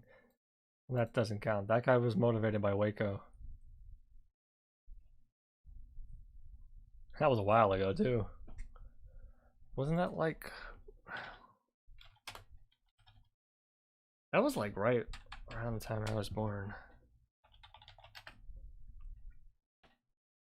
Yeah, April 1995. That was after I was born. Just a little bit, though. Couple years. Alright, I'm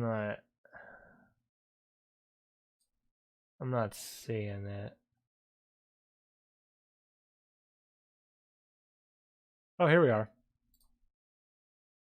Far-right groups. Fuck, hold on.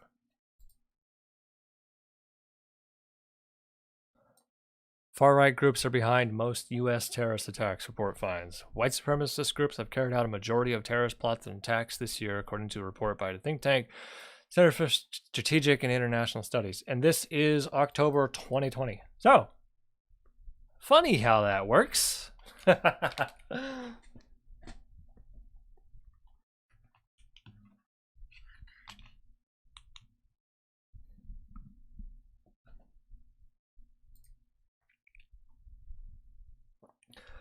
Now, I want it to be said. Now, I would like for it to be said, you know, This hold on.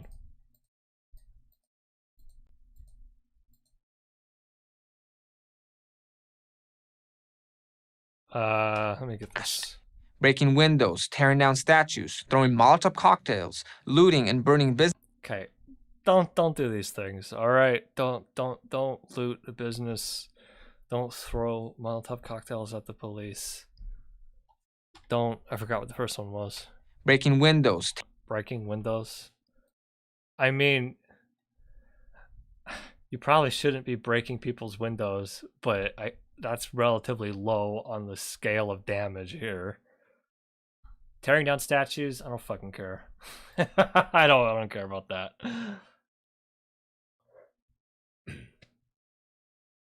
Well, okay.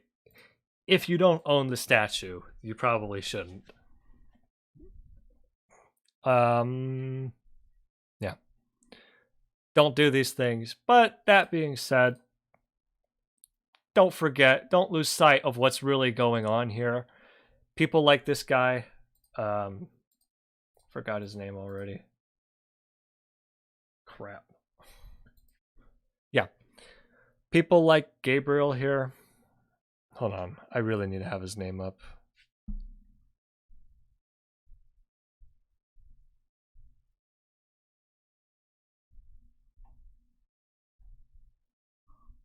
Okay. People like Mr. Nadales here are...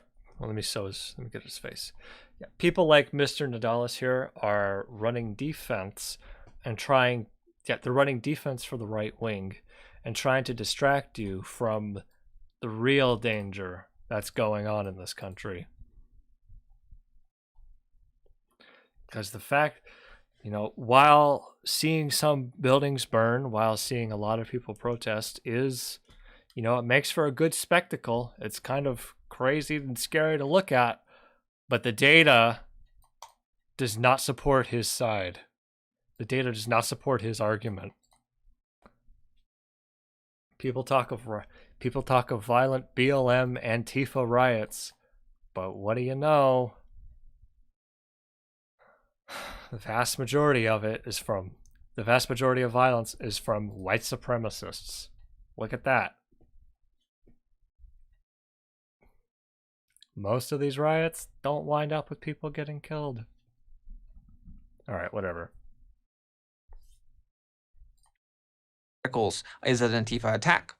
But Antifa exemplifies the worst of this dangerous ideology, which is becoming bolder and more prevalent in American society. Okay. Joining Antifa was the worst decision of my life. Hold on. Was there another point to this that I skipped Not every over? attack by left-wing radicals is an Antifa attack. Oh, that's right. It might be black people. But Antifa exemplifies the worst of this dangerous ideology, which is becoming bolder and more prevalent in American society. But like I said, data doesn't support that, does it? Joining Antifa was the worst decision of my life. No, that would be joining PragerU. How did I get out of it? Like anyone who gets out of something bad, I encountered something good. Oh, The very God. system that I had sought to destroy. Friends, people who turned out to be my real friends, pointed me to challenge. Wait, hold on. I just noticed something. Anyone who gets out of something bad, I encountered something good. How's he get out of it? He just took the mask off. No one knew who he was. The very system that I had sought to destroy. Friends, people who turned out to be my real friends, pointed me to challenging thinkers like Milton Friedman, Thomas Sowell, and Ben Shapiro.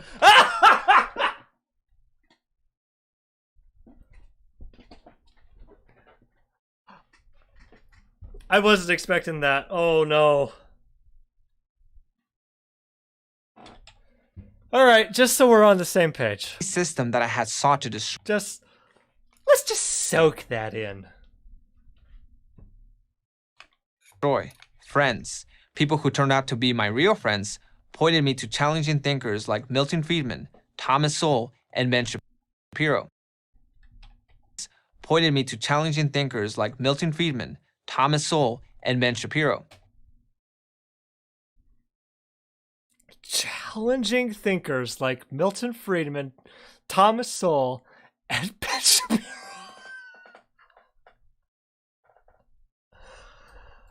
Holy shit.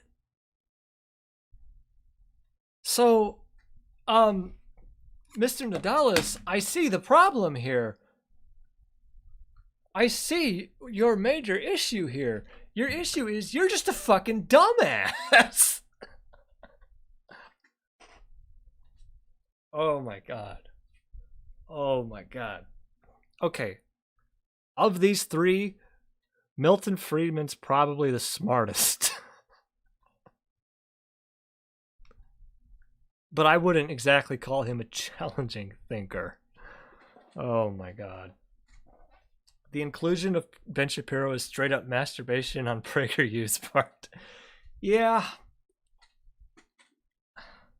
Challenging thinker. Well, he is challenging. I'll give you that.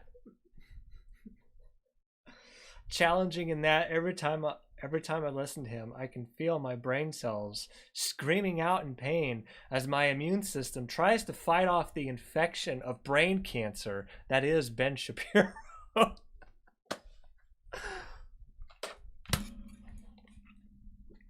And Thomas Sowell. Thomas Sowell is a loser, and they only like to bring him out because he says black people are at fault for their problems. They should have added Dennis Prager to the list. No, that would have been too ambitious. It would have given the game away. This is them saying, trust us. We have all the answers. We're not going to give any actual arguments from any Antifa people. It was just Ben Shapiro.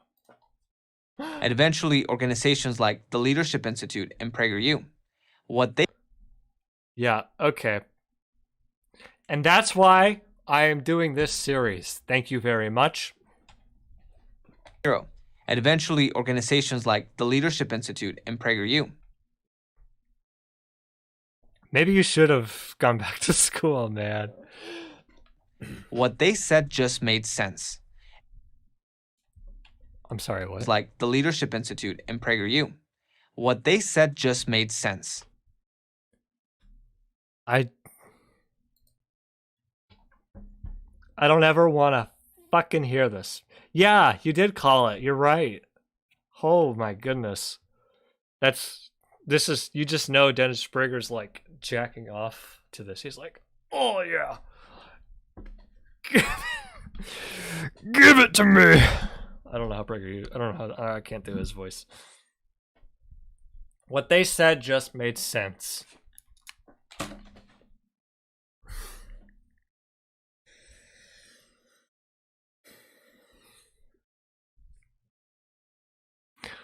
When he told me that black people were inferior to me, it just made sense.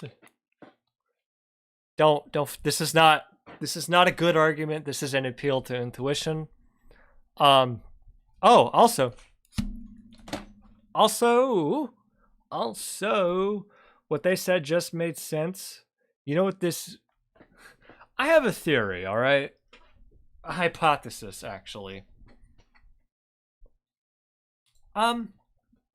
So there's this thing in your brain called serotonin, right? Serotonin makes you happy. Wait, I'm not confusing it with dopamine, right? I always get them confused.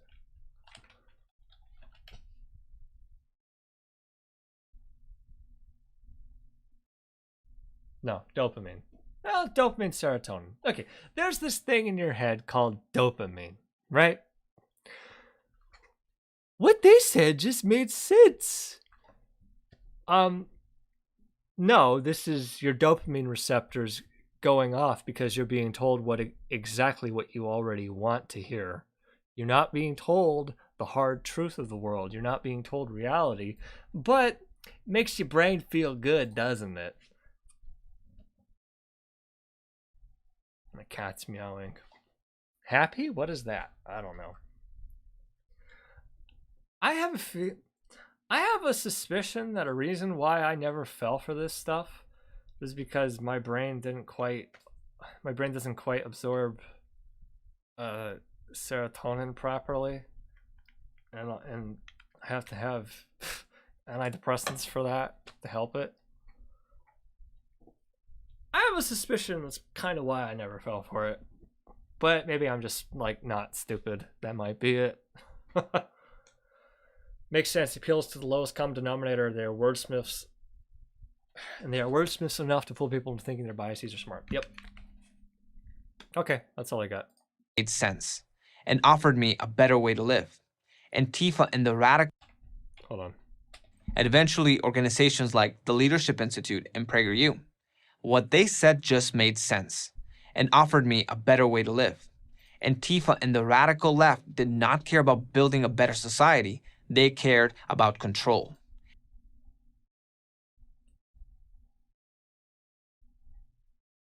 You haven't laid that out at all. They could only offer me more anger, bitterness, and unhappiness.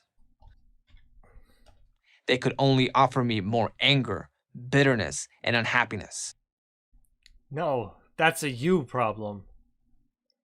That's not an Antifa problem. It's not a PragerU problem. That's a you problem. And, like, you need to see a therapist. I always expected to keep my past a secret. But as I saw cities around the country struggling against the rise of left-wing political... Did he try Al-Qaeda, though? Maybe he should. Maybe he should give it a shot. ...political violence, while left-wing and even country... Hold on. Well, if he's taking the mask off, I'm going to put it back on. It's me!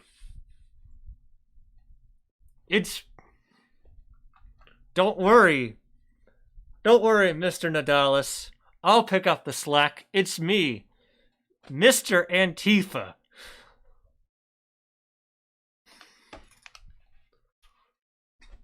What? Who am I? No one knows. That's why I wear the mask. No one cared before I put it on.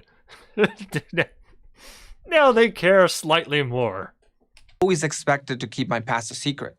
But as I saw cities around the country struggling against the rise of left-wing political violence, while left-wing and even liberal politicians said nothing, I knew I had to speak up.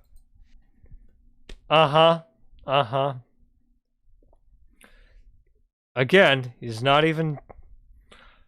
You ever notice... Okay. Again, running defense for the fact that it's the right-wing white supremacist violence that's literally fucking up this country. No mention of Trump's goons fucking stormed the Capitol.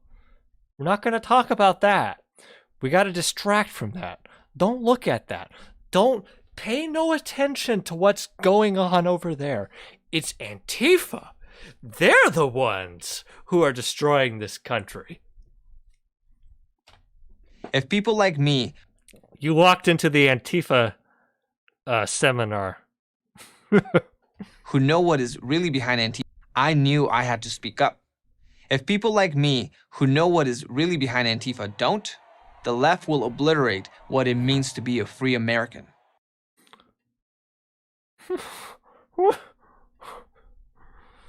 Okay. What's behind Antifa? They have the mentality and they act on it. That's what they do. Oh shit, I'm showing my face. They'll know it's me. So here I am. And here's my message. Here I Young am. people don't drift to the left because they believe the left is superior. Hold on. Here's my message. Young people don't drift to the left because they believe the left is superior. Most do because they have never been exposed to anything else. Factually untrue, by the way. Young people don't drift to the left because they believe the left is superior. No, young people drift to the left because they're getting fucked over economically and they realize that this system that we have doesn't work for them. It only works for a few people who already have money, and they want that to change. Easy. A lot of us want that to change. And as long as you're willing to fight, as long as you're picking this side, you're going to lose in the end. It's just a matter of time. To superior, most do because they have never been exposed to anything else. He's telling on himself. You're right. The left is superior. Most do because they have never been exposed to anything else. That if he's being honest, which I don't believe him, but if he's being honest with this, and that he's never been exposed to anything else, like, what are you fucking doing in your life, man? Maybe this really is, maybe maybe there's truth about champagne socialists, you know? Maybe there's some truth to it. Leftism has become what Andrew Breitbart once... Literally quoting Andrew Breitbart. So, okay, I understand all of us, all of my viewers, my regular viewers, we all understand why this is insane to be quoting Andrew Breitbart. Oh my god.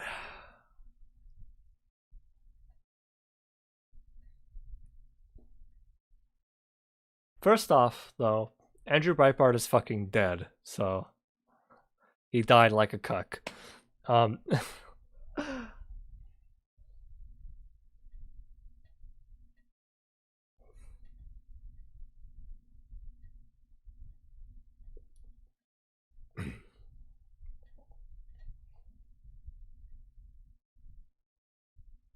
Okay. Andrew Breitbart. Okay, a couple things here. Andrew Breitbart. Bada bing, bada boom. This is him. This is his face. Look at it and despair, ye mortals. Now, there's a quote from him. I think it's on here. Yeah, the Breitbart Doctrine. You're going to love this one. The Breitbart Doctrine is the idea that politics is downstream from culture, and that to change politics, one must first change culture. This is a big reason, or this attitude at least, this quote, this Breitbart Doctrine, as he puts it, as it's put here, is a big reason why conservatives play the culture war game so much. It's a big reason why they get so upset over fucking Mr. Potato Head, but they don't fucking care about the fact that tens of millions of Americans can't fucking pay for their health care. They don't care about that. They don't actually care about policy or improving the world in any way. They want to fucking dominate. They care about, yeah. Anyway, he founded Breitbart News. First website here is an American far-right. Okay, Breitbart News is an American far-right syndicated news, opinion, and commentary website founded in mid-2007 by American conservative commentator Andrew Breitbart, who conceived it as the Huffington Post of the right. Its journalists are widely considered to be ideologically driven, and some of its content has been called misogynistic, xenophobic, and racist by liberals and many traditional conservatives alike. The site has published a number Okay, the site has published a number of conspiracy theories and intentionally misleading stories. It's also the website that Miley Yiannopoulos worked for. Oy. The company's management, together with former staff member Miley Yiannopoulos, well, we'll read the whole thing. Breitbart News aligned itself with the alt-right under the management of former executive chairman Steve Bannon, who declared the website the platform of the alt-right in 2016. 2016, Breitbart News became a virtual rallying spot for supporters of Donald Trump's 2016 presidential campaign. The company's management, together with former staff member Miley Yiannopoulos, solicited ideas for and stories from, and worked to advance the market ideas of neo-Nazi and white supremacist groups and individuals. Aye. Okay, so there's a lot of stuff on here. Hi. So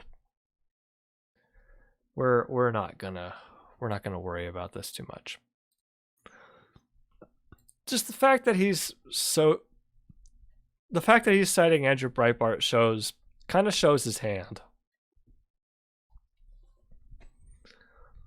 Oh my god, I googled him. He says he's not gay anymore. I'm aware of that. I haven't looked at it yet, though. I'm afraid of it. Being pro-life. Dying. Oh god, we're back to Hooters, yes. Fashionably late, you're fashionably on time. Actually, that's funny you say that, because we're anti-fashion, fashionably fascist. Okay. Whatever. This video is called I Used to Be Antifa. It's like the most recent animation they've uploaded. So, okay. As we're saying, giving the game away by citing Andrew Breitbart for those of us who are aware of him. If you're not aware of him, maybe we should make a video about Breitbart so you can be. Because, hey, oh boy, there's a lot to go through. Described as the default position. Most do because they have never been exposed to anything else. Leftism has become what Andrew Breitbart once described as the default position. Nah, milquetoast neoliberalism is the default position. But to fascists, that's leftist because they're so far to the right that it kind of messes up the scale and their perception of how they perceive politics. The American idea is more powerful than you think. It turned me around. American what? The American idea is more powerful than you think. The American idea? What? It turned me around. It can turn others around too. The core of that idea, call it the American dream, is not about money. It's about freedom. That, what the fuck is this? Ultimately, is the reason Antifa has to resort to violence. Because if conservatives are allowed to speak freely, they will peacefully convert more and more of Antifa supporters towards the values of liberty. And then... Oh my god, this is insane. Hold on.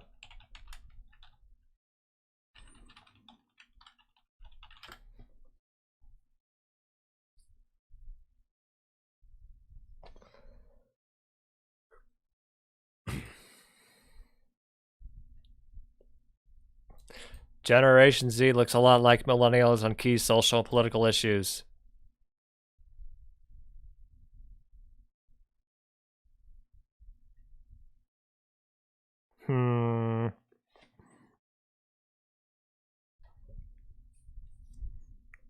Too early to say how the views generation will evolve. Many have not yet reached voting age.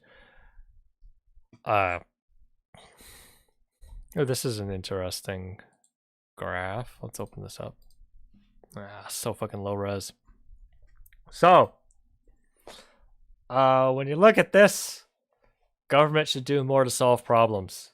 Let me move the chat here. As you can see, the younger generations agree more and more.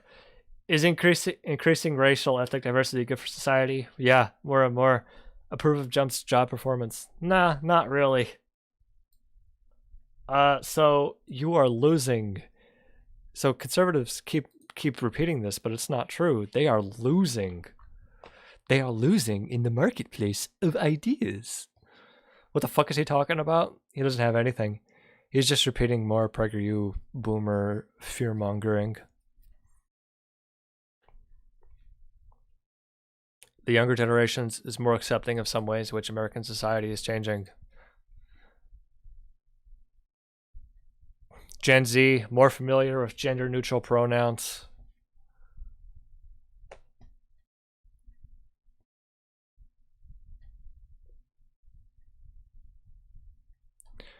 Gen Z Republicans, more likely than other Republicans to say blacks aren't treated fairly.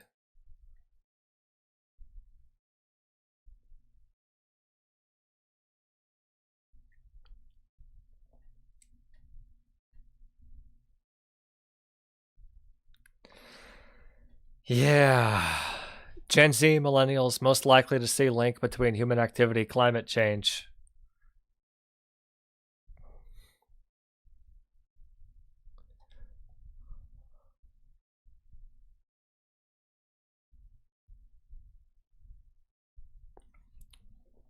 Three in 10 Gen Zers, millennials say there are other countries that are better than the US. Percent saying, yeah, and boomers and silent are mostly up there. But we say, nope, we're not. Okay. Okay, let's carry on. And Antifa. Let's see what his point was. It's about freedom. That, ultimately, is the dream. It can turn others around, too.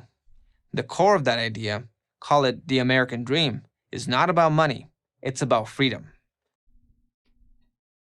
Oh, but only if you got the money. The land of the free? Whoever told you that is your enemy. That, ultimately, is the reason Antifa has to resort to violence. Because Okay.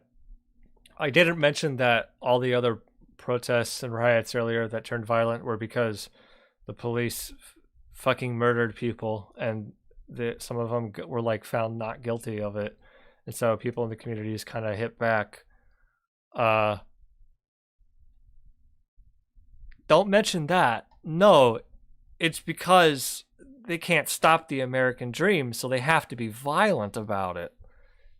Yeah, all right. Because if conservatives are allowed to speak freely, they will peacefully convert more and more of Antifa supporters towards the values of liberty.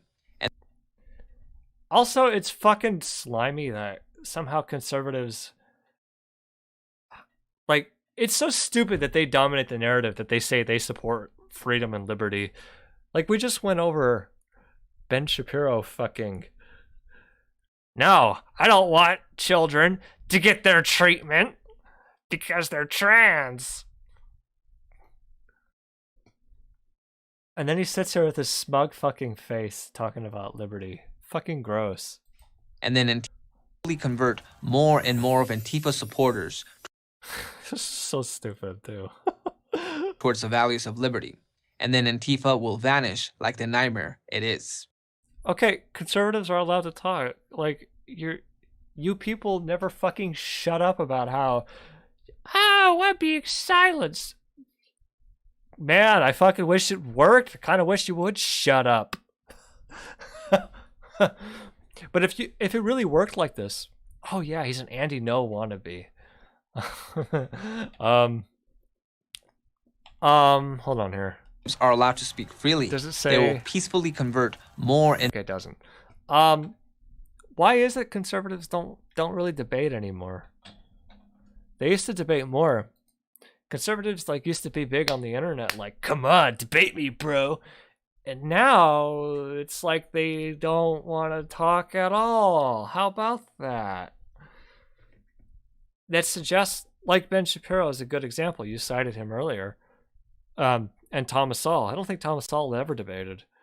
Milton Friedman did, but he wasn't like hard conservative. He was just hard capitalist. But Ben Shapiro, when he does show up to something that is a little bit contentious, like he did with Andrew Neil, he freaks out, cries like a baby, and runs away.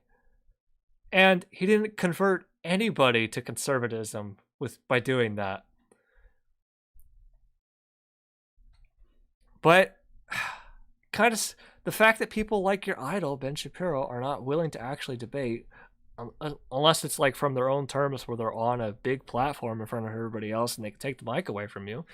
The fact that they're not willing to engage in debate like that, like not willing to engage in debate properly, says to me that they know they can't convert people with their ideas. They know that they're losing and there's nothing they can do about it. So they have to carefully construct a situation where they can talk and where they can debate. And what did he say? Towards the values of liberty. They will peacefully and speak freely. They have to specially create the circumstances of which they can do this. They can't actually just engage and talk, because when they do, they freak out and run away like a cock. More and more of Antifa supporters towards the values of liberty. And then Antifa will vanish like the nightmare it is. Okay.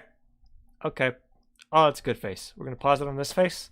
Everyone look at the face. This is going to be the thumbnail. All right. Vanish like the nightmare it is. Damn. Yeah. I don't know. I didn't see them because they were all wearing black. They just kind of blended into the night. Like the stagehands. I'm Gabriel Nadales, the student rights advocate for the Leadership Institute and author of Behind the Black Mask, My Time as an Antifa Activist for Prager University. I wonder if that book is any good. It might be worth looking into. Oh, look, here it is on Amazon. Okay. Maybe we'll look into it later. Thank you for watching this video.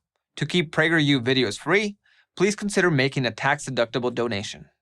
Free? He wants to keep the videos free. Sounds... I guess you could take the man out of Antifa, but you can't take the Antifa out of the man. He wants the videos to be free? Sounds pretty commie to me. Alright, that's it. Fuck that. I'm putting the mask back on, and I'm disappearing into the night. You can't see me. Goodbye.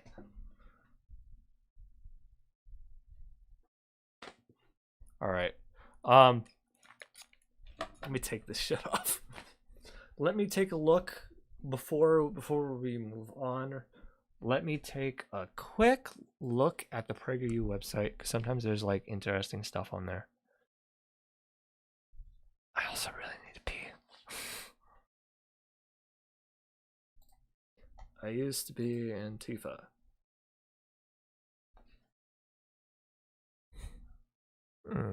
Take the quiz. Oh my god, there's a quiz. Okay, I actually really need to pee. Oh my god. Okay, hold on, everyone. I need to pee. We're gonna take a look at the study guide. Shh. We're gonna take a look at the study guide and all that. I'll be right back.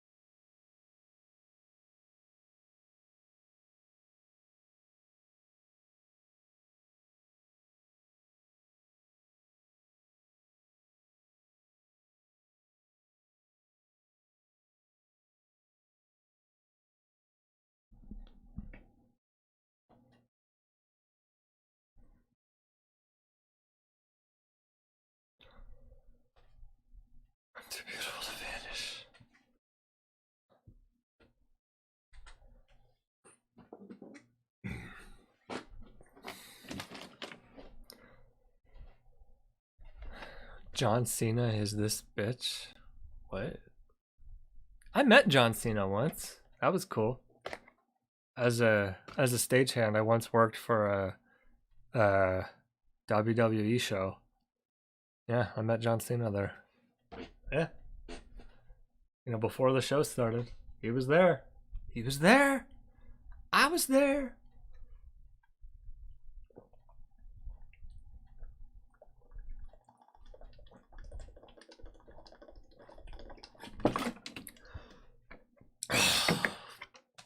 Nice. I once went to an Antifa protest, didn't rape children, annihilate buildings, burn protests, etc. Damn, dude, you have to like fill out the you got like a checklist you got to do when you go to these things, you know. Otherwise, like, you don't get your parking validated.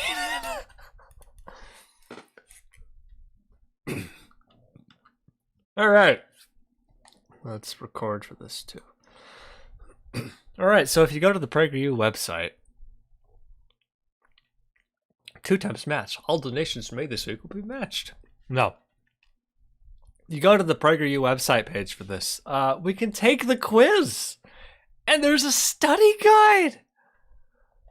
What's on the study guide? All right. Let's take the quiz first. Antifa. Okay. Hold on. We can do a whole bit here called Antifa Takes Antifa Quiz. All right.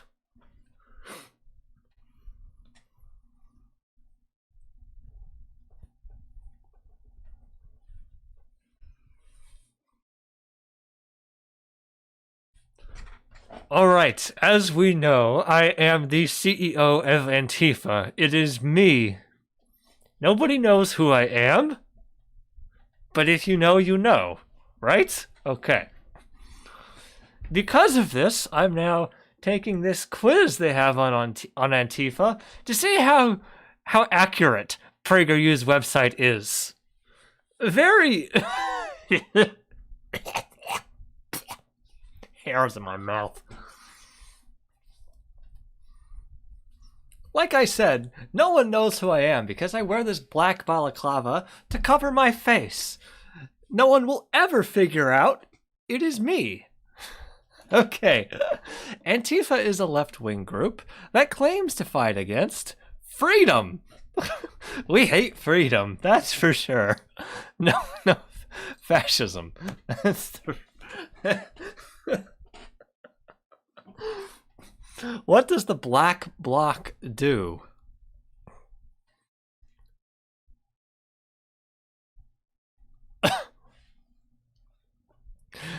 Supports and protects black-owned businesses, taunts police and destroys property, peacefully unites black voters, supports exploiting disadvantaged people. Oh, man. So the answer they want is taunts police and destroys property, but they don't even have like an answer that's like, what do they claim they do? They support black-owned businesses. This is true, actually.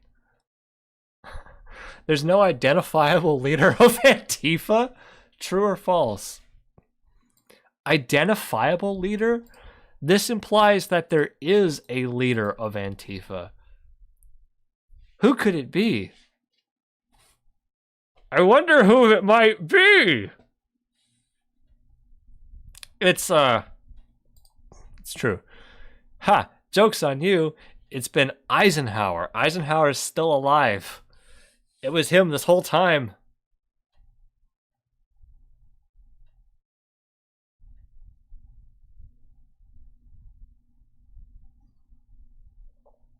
What in the world is going on in chat?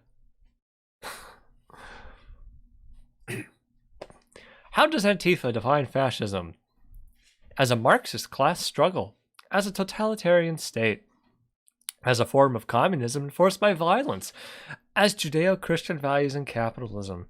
That's the answer they want.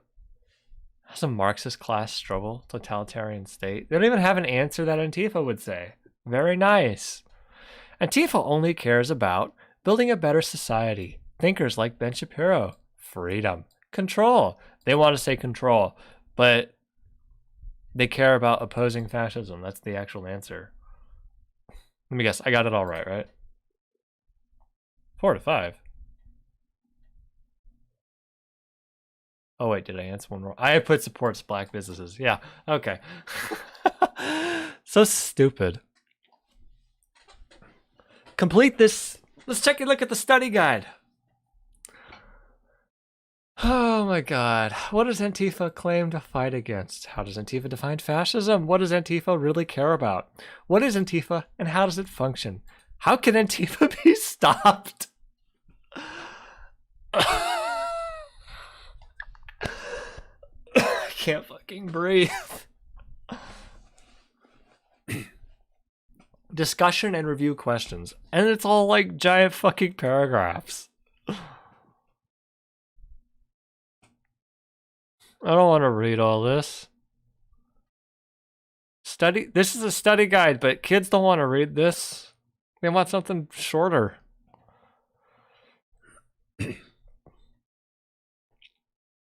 Case study. No. Extend the learning. Case study. Antifa. Instructions. Read the articles. Professor says liberal college campuses could be breeding ground for Antifa ideology, and college campuses under scrutiny over possible Antifa links. Answer the questions that follow.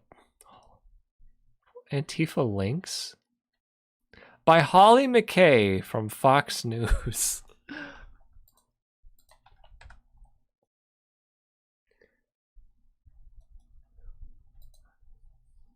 She looks crazy.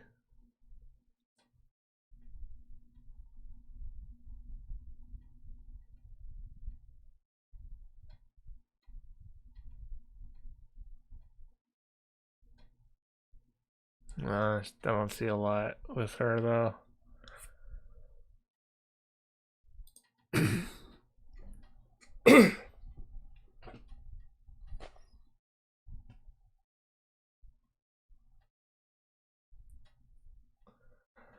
People are talking about stealing eyeshadow. What in the world? Don't steal from Walmart.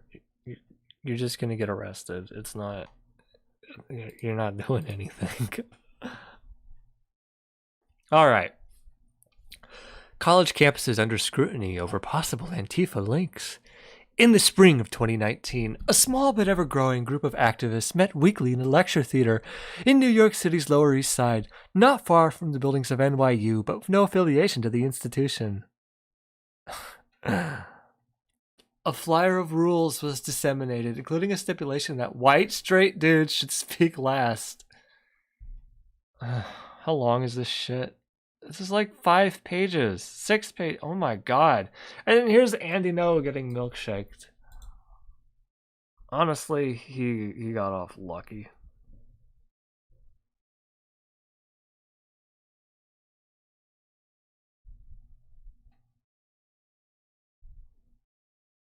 And then here's the quiz again. Oh, I guess, you know, one's a printout, one's a digital version. Alright, so it's just 6 sentences. No. 1, 2, 3, 4, 5, 6. So it's 6 pages of fucking Red Scare. Antifa's gonna come and fuck your mom. Fear-mongering. I don't want to read this. Professor says liberal college campuses could be breeding ground for Antifa ideology. Well, ideally, everything is.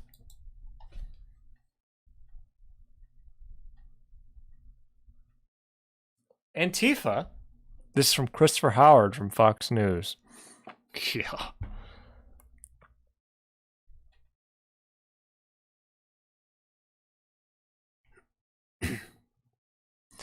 President Trump and several police officials have blamed Antifa for the recent looting and vandalism that have occurred amid peaceful protests over the death of George Floyd. Some experts say the most common place to find political correctness and Antifa is on college campuses. political correctness and Antifa? Are we here for Antifa or political correctness? Also, we're finding both on college campuses? How the fuck does that work? Really? I feel like looting and vandalism is not being politically correct. Hey, what do you know? Being inconsistent is very often a tendency that emerges along fascism. How about that? Antifa, the far left... Try that again.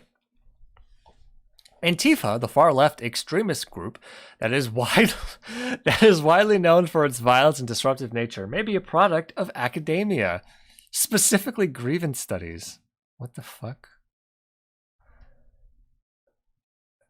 Peter Boghossian, an assistant professor at Portland State University who teaches philosophy, said the ideology that is fueling the rise of Antifa is coming from college campuses. Far-left extremist group. So, easy way to just like disregard the person writing about this. Our universities are teaching people totally deranged ideas, anti-democratic ideas, and it's not just that they're far left ideas, they're ideas that are untethered to reality. Hold on, let me see the link here.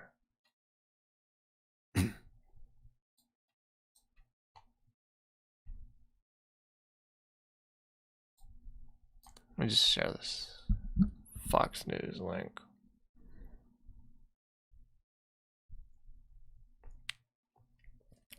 That are untethered to reality, dealing with race and gender and trans issues, for example, things that revolve around identity. They're teaching people these ideas. They're not hearing the other side of the coin. What, the trans people don't exist? What other side of the coin could there possibly be? Ben Shapiro, we've already been through his arguments today, even. He doesn't have any. Almost all of them are explicitly involved in it. It's less so universities and more so political departments within universities. We call these grievance studies departments that teach students to look for grievances everywhere. Racial grievances, gender grievances, any kind of perceived or historical injustice. But when you look at it in terms of race and gender, and you train people to parentally think about grievances, you create some very unhappy, very dyspeptic people who manifest that through physical violence and silencing others. Does it concern any of you that modern day Republicans are just virtually indistinguishable from the rise of the Nazi Party and the Weimar Republic? That the things that they're saying are basically like a one-to-one comparison here? Oh, those those cultural Bolsheviks over in the universities, they're doing research on gay people. We need to burn the books. We need to burn all the books.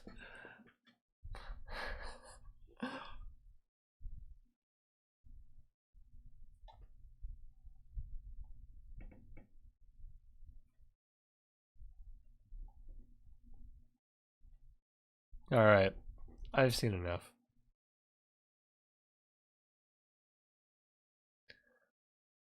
And back in the study guide, first thing here, second thing here, do you think some departments of some colleges have a certain degree of culpability for producing Antifa members and the resulting destruction and violence? Why or why not? So in their arguments against Antifa, they're like really showing, oh yeah, we're full on fucking fascists and we want to shut down all of academia. Because all of academia is creating violent Antifa thugs. Okay, yeah, this is insane.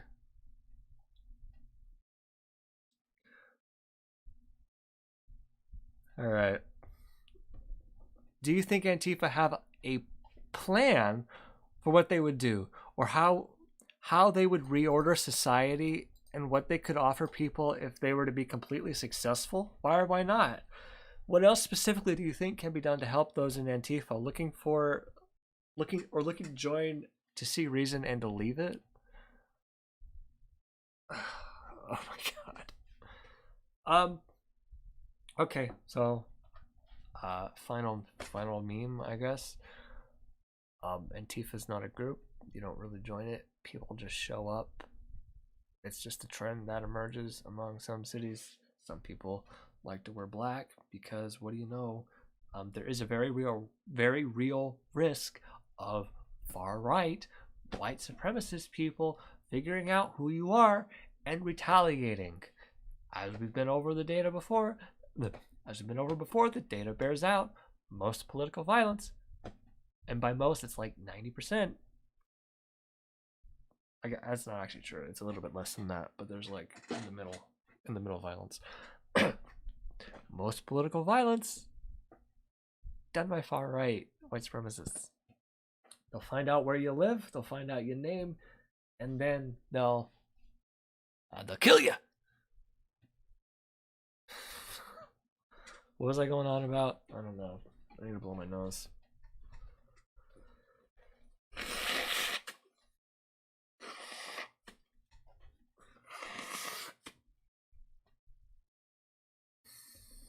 All right, we're done with this bit.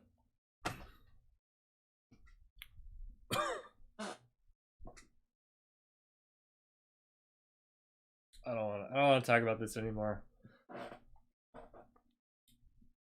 My throat's all sore now. All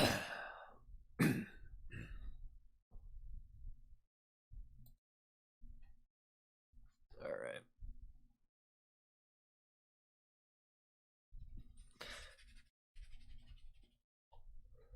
We did another preview video or something else. I feel like winding down, actually.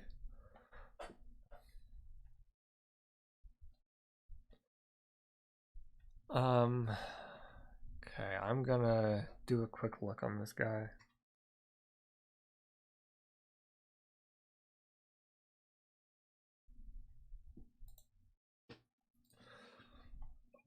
I'm gonna do a quick look on this guy and what he does. There might be something to him. Do Paul Joseph Watson. I don't want to do Paul Joseph Watson. Every time I do Paul Joseph Watson, it's like an hour-long fucking thing. I've recorded the other Paul Joseph Watson things I've done, but it's like I haven't edited them because it's just like so fucking long.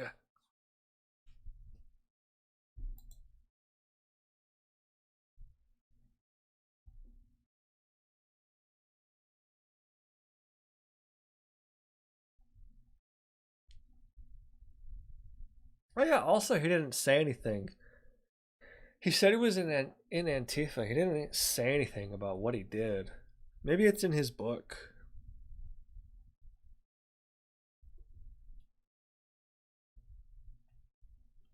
Ugh.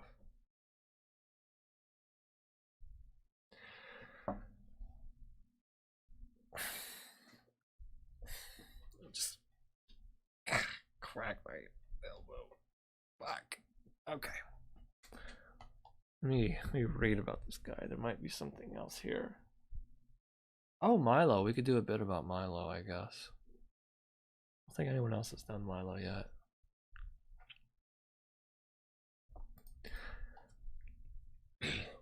I also heard, yeah. I've been hearing other YouTubers, a lot of other YouTubers, but a lot of like similar, that do similar stuff to me, have been complaining that like the algorithm has not been kind to them the last few months, which is interesting. Which is interesting because suddenly I've had more views the last few months than I have ever. Very interesting. But also I think one factor of, aside from me just making more content, I think one factor of it might be a lot of people who do similar content like this means Yeah, a lot of people that do similar content like this, a lot of them are like focusing on like more news stuff that's like going on and happening like right when they talk about it. And then like the big people cover it, and then people don't want to watch the small ones as much, the smaller creators as much, because they're not really necessarily any funnier, and they've already watched the bigger people. But I've not been doing that. I've not necessarily been covering like current content, current news things. I've been going over propaganda. I've been going over all PragerU stuff. So mine is less. It's not. It's less news and it's more. Let's take a look. Let's take a look at all this. All right. This guy has a book.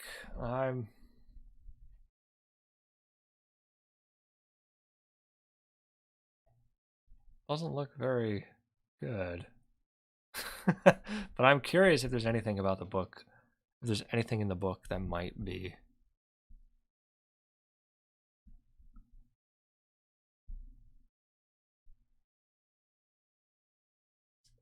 Okay.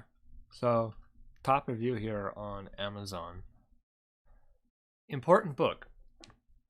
This is an important book that gives a view of Antifa from the inside, their tactics and beliefs. I appreciate his conversion from anarchist communist to conservative. Oh boy. Even though I find it odious that anyone would leave their home country, Mexico in this case, to escape the horrors there, come to America because of what it is, then try to change America into a place that is as horrible as where they came from. Oh yeah, because when I think of anarchist communist countries, Mexico's the first one. Mexico, listen, Mexico's fine. It's just it's like a couple 100 miles that way from me. It's fine. For example, oh wait. I think that Nadalis regrets that, but still has a way to go to complete his understanding of the world today. For example, he points out that Antifa does not really understand what fascism is, yet he later states that he is still opposed to fascism today after becoming conservative. This is a lot saying one is opposed to dinosaurs. What? Nobody born in recent times has encountered a dinosaur feels they're a threat that must be dealt with. Fascism is a form of dictatorial government that does not exist in the US, thus it is not a threat. What the fuck? Like most every American, I have never met a fascist. Okay, this guy's definitely a fascist. I am not under any threat because of fascists, because there is no fascist government. The very name anti-fascist is a lie, as is everything about Antifa. I think this guy doesn't understand what he's talking about. All right. Mexico's terrible. Remember, the cartel's president is a lunatic. The president is a lunatic.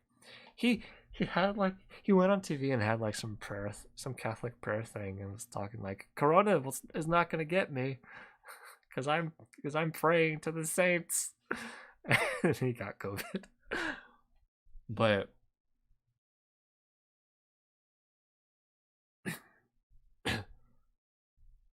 oh wait, one more thing. Floyd figures in here because it was the event that triggered the Antifa and BLM violence. However, like the lie of fascism as a threat, the interpretation of Floyd deaths was also a colossal lie. Alright, so you're just fucking racist then. It was not a racial event. There was no intent to kill or harm. Floyd only restrained him. The fuck? Floyd was not some angel. He was a heinous criminal guilty of home invasions. He took a cocktail of lethal drugs the day he died. He resisted arrest by refusing to get into the police car, forcing the police to restrain him until a paddy wagon could be brought in. The person who killed Floyd was Floyd. In spite of these gaps, I think Nadalis is doing good work today in fighting the tyranny of Antifa. Yikes. Yikes. Yeah, that's kind of fucking horrifying.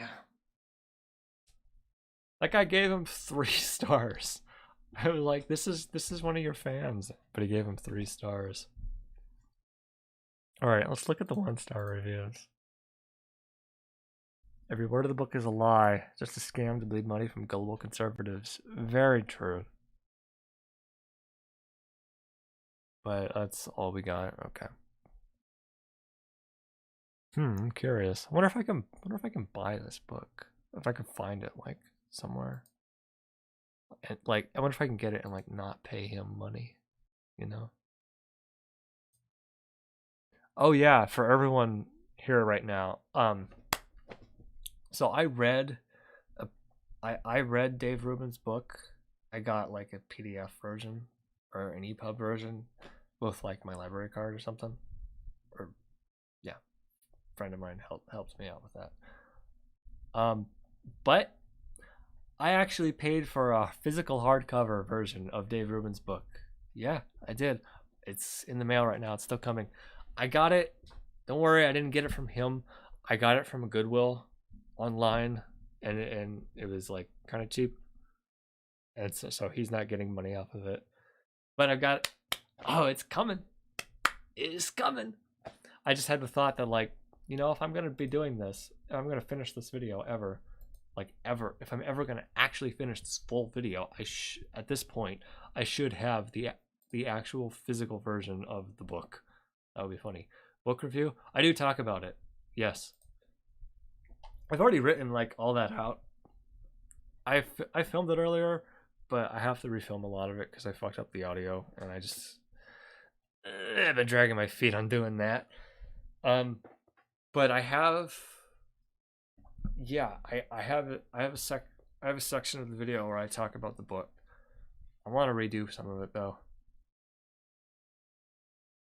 because most of his book is basically everything he repeats in all of his other videos.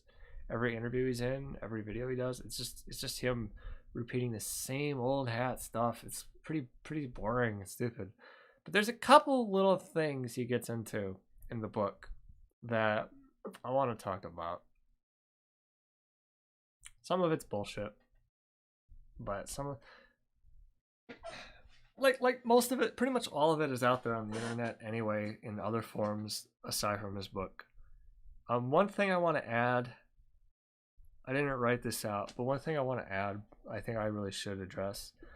He dedicated the book to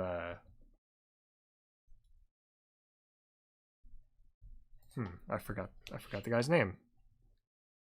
Ben Affleck, yeah. He dedicated the book to Ben Affleck. And the reason for that is he says Ben Affleck was part of the reason why he left the left. And specifically, he refers to Ben Affleck's appearance on Bill Maher's show talking with Sam Harris about Islam. And I want to talk about that. I haven't written that part out, but he in part of the book, he credits that moment with him leaving the left. I want to talk about that. Talk about that part of Bill Maher's show, and talk about that part of the book. And basically, talk about why it's bullshit, pretty much. There's a few other little details here and there. The marketplace of ideas. He actually has a quote in the book that's like, "I want you to get wasted on ideas."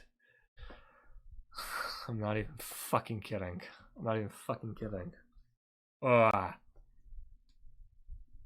being that dumb. Yeah, it's pretty fucking dumb. Like, to be fair, Ben Affleck's performance in the interview was kind of weird and not inspiring, and not, he looked kind of bad, but I don't know if that's like, I'm gonna leave the left kind of thing. That's more of a, what are you doing, Ben Affleck? That's, you know, people have appearance. Ben Affleck's a human, and like all humans, you know, we have appearances where we don't make a good argument, or we regret something, or we're just like emotional, or in Ben Affleck's case, he may have been on cocaine. I don't know what he was going on about, but it's not a defining political moment. It's more of a, I'm gonna get away from you, or it's more of a, what are you doing?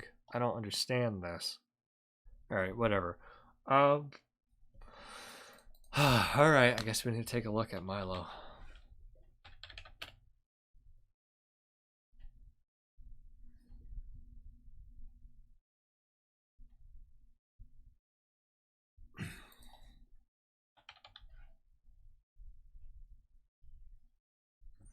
When you get wasted on ideas, is he talking to children?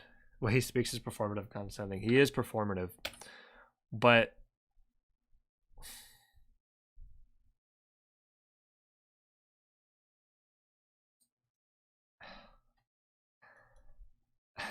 no, I don't think he was talking to kids with it. I think he was just stupid.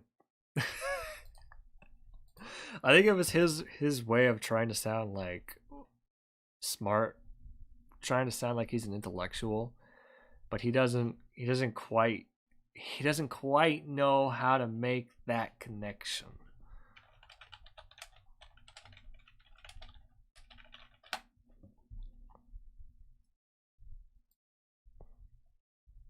Yeah, here we are.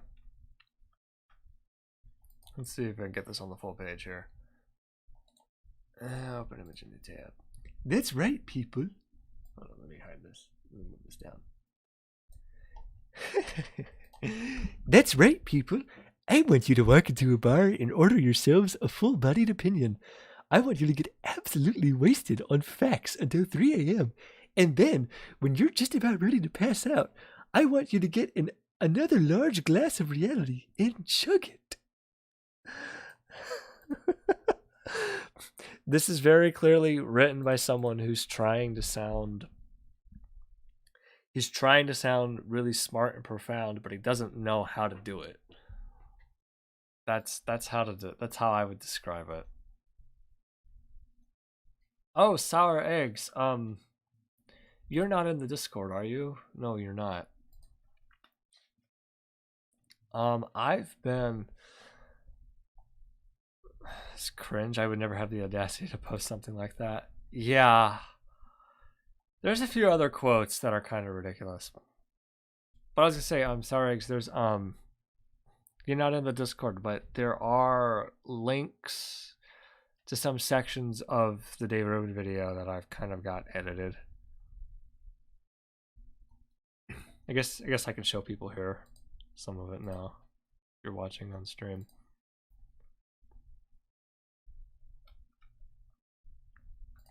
Here. All right. We'll share a little bit. All right. Wait, actually, hold on. Is this the recent one? No, hold on. There's a newer version I have. It's like I uploaded like 3. Yeah. This one is the new one. Dave Rubin created his YouTube. Shut up. Shut up, me. All right. Congratulations, Sour Egg. You're here, so you're gonna get to watch a preview of it. Okay. You're here now. There's like 12 of you, so here's a preview. It's only like 1 minute and 40 seconds of one segment, but this part is basically done. Dave Rubin created his YouTube channel, The Rubin Report, in September 2012. Only a few months later, in February 2013, Dave Rubin and The Rubin Report became the newest additions to the progressive internet network, The Young Turks. My name is Dave Rubin. I am the newest host here on The Young Turks Network. We're doing a show called The Rubin Report. My last name's Rubin. It just kind of worked out perfectly. It was me or Rubin stuttered. I work cheaper. Look, I'll spare you the torment. Dave Rubin's content at TYT is extremely boring. More so than TYT normally is. You have things to do. This is the internet. You probably have porn open right now. I know what you're doing. Wait, what? Also, the Young Turks have 41,000 videos. Mad respect to the grind. Yeah. So your question originally was, what's my vice? Yeah, what's your vice? You like the red wine. Yeah, so what else I do you like the red wine. I used to be a huge pothead. I was a huge, for about 5 years. I only went to college for 4 years, but then I kept it for another year. Yeah, I was a major pothead. And I still... This had a sponsor, and that's Jimmy Dore. Jimmy Dore and Dave Rubin walk into a bar, and everyone else fucking leaves. Anyone here ever take ecstasy? Yeah, but it didn't do anything for me. But you? I took Molly about 6 months ago for the first time. How was it? Where were you? Through someone that may have something to do with this company. A lot of things are starting to make sense. As Janko always talks about. Yes. Yeah. I don't know if you two are familiar with Marianne Williamson. I've been a big fan of hers for a long time. We're very familiar. Oh, I would kill to hear that story.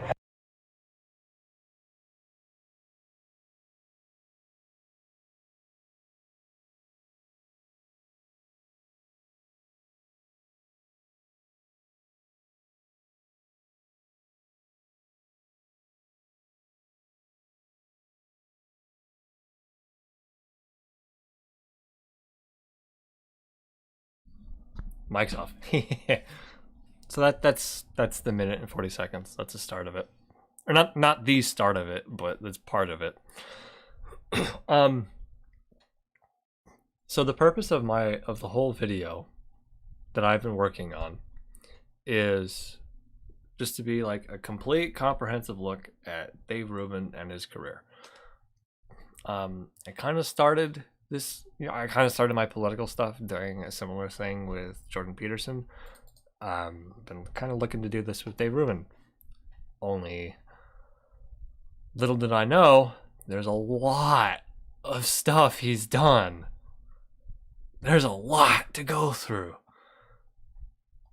I vastly underestimated just how much there is. And so as part of what I've been doing, I've been reading his book. I've watched his stand-up show from like 2008.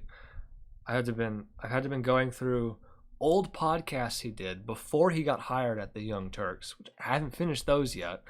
I've been watching some of his stuff on the Young Turks, watching his recent show now and other interviews that he's done, and reading his book. I think I mentioned that. And it's just, holy shit, there's a lot of stuff to go through. I thought it'd be simple. I thought I just cover the highlights, and then I realized like, oh, there are channels on the internet like Dave Rubin Clips now that do all the highlights of all the recent stuff. So I can't just be doing that. I need to make it a little bit more. And then I just like, oh boy, I have bit into a really big pie. But that's that. That's what I got. Thank you.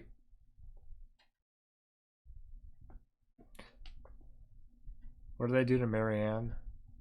I'm not actually familiar. I don't actually know what he was referring to when he said Marianne. But that clip where they mentioned Marianne Williamson was like 5-6 years before Dave Rubin had his own interview with Marianne Williamson.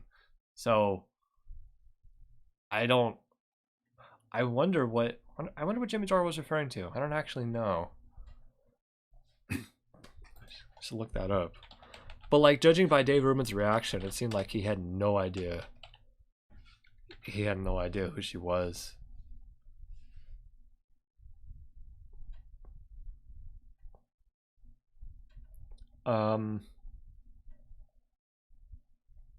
What else was I gonna say here? Ben Shapiro video that's reading back transcripts of what he said and laughing every sentence. That would be funny. I've also thought of doing one on Ben Shapiro too. Like, here he is in his early days, like playing violin in front of Larry King or something like that, which he did, which is wild. And then like, here he is trying to get into Hollywood. Didn't work out. Here he is doing this, and so on and so on and so on. But one thing at a time, yeah. I've also been doing with Ben Shapiro. It's been kind of more fun to like look at the arguments he makes and break down why the argument doesn't work. And Dave Rubin doesn't do that because he doesn't really. His arguments are just.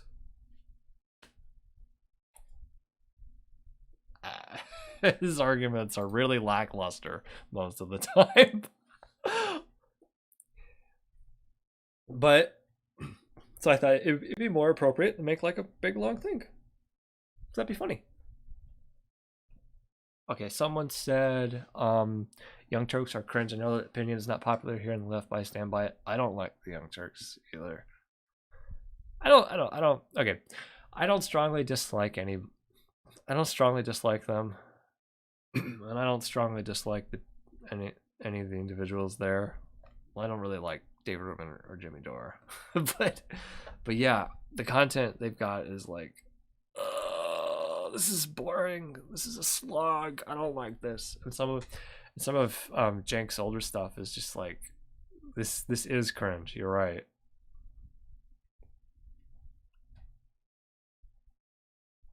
Anything else to add? I think that's it. Anyway, so yeah, I've been working on that for like 7 months. Fuck. Bit off way more than I can chew. I gotta get in touch with Vadim. What did Vadim do? I haven't really been... I've emailed a few people, but I haven't made too much of an effort to connect with some of the people, with like bigger people. I just feel like that's kind of... I haven't been doing that because I feel like a lot of that's kind of like, hey, give me some attention. Hey, shout me out. Oh, hey, and I don't want to. I'm not that kind of person. I don't like doing that. Although, if and when I ever get this Dave Rubin thing done, I'm probably gonna email some of these bigger people and be like, hey, I made this video. You should check it out. I'll probably do that. I'll be like, hey, check it out. Just check it out or go over it on stream if you want. I don't care. Might get something out of that. I mean, considering all the work I've put into this, I think it's worth it. And everybody hates Dave Rubin. Oh yeah, I'll definitely email some of the people at TYT. If and when I get it done, I'll definitely surely Anna Kasparian's got an email, right? She would love that video.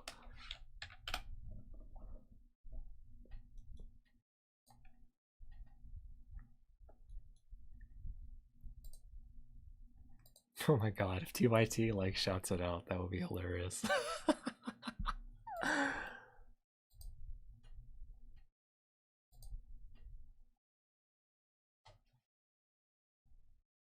Anyway, poor you going through conservative media for 7 months. I've been going through it all my life. What's this?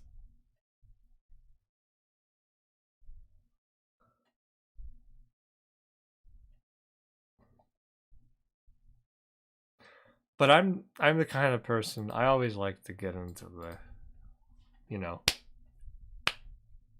gonna punch them. No. I'm gonna get into what's going on. Get into the nitty gritty, get into the dirty, see what's up.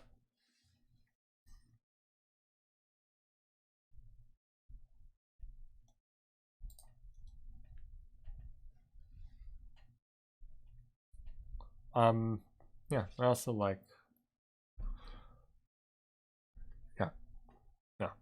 I've always been around this kind of stuff. I'm not the kind of person that just turns his head away and doesn't listen to something like that. I want to know what's going on. I want to know what they're saying. I want to know what's happening on the other side. I get that connecting to people is a good thing. Yeah, it is. I just haven't been. Well, I've emailed some other smaller, similar sized creators about the Dave Rubin thing, asking them to do if they want to do voiceovers, and some of them responded. I've got two different people have actually given me voice clips to use. It's been a few months, and I'm gonna get back to I've thanked them and everything. It's been a few months though since they sent it to me, so I need to finish this, but oh well.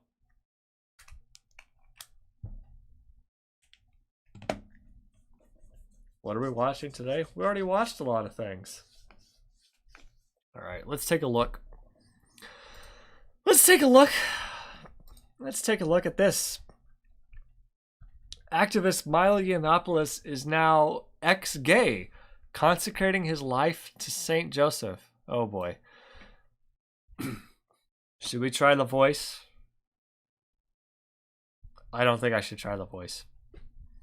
Secular attempts at recovery from sin are either temporary or completely ineffective. Salvation can only be achieved through devotion to Christ and the works of the Holy Catholic and Apostolic Church. My God. So not only is he converting to Christianity, not only that, not only is this, I'm ex-gay and becoming religious, I'm being a Catholic. Ugh. I'm sorry. I'm sorry. I'm sorry.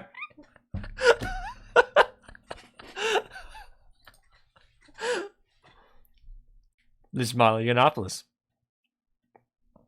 So I help keep abortion out of the Dominican Republic. What the fuck?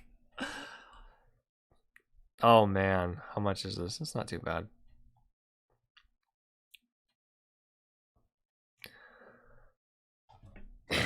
Big tech is censoring us. All right. March 9th, 2021. Milo Yiannopoulos, the gay man whose conservative message and willingness to speak the truth sparked riots on university campuses, may well trigger more outrage, and he describes himself may well trigger more outrage now that he describes himself as ex-gay and sodomy-free, and is leading a daily concentration to St. Joseph Online. Okay, I'm gonna call it. This is a scam. He's trying to make money off of people.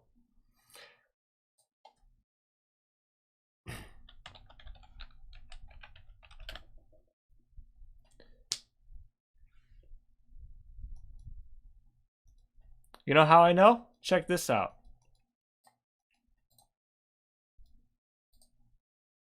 All right, from The Guardian, Milo Yiannopoulos, more than $2 million in debt. Australian promoters can't... Australian promoters documents show.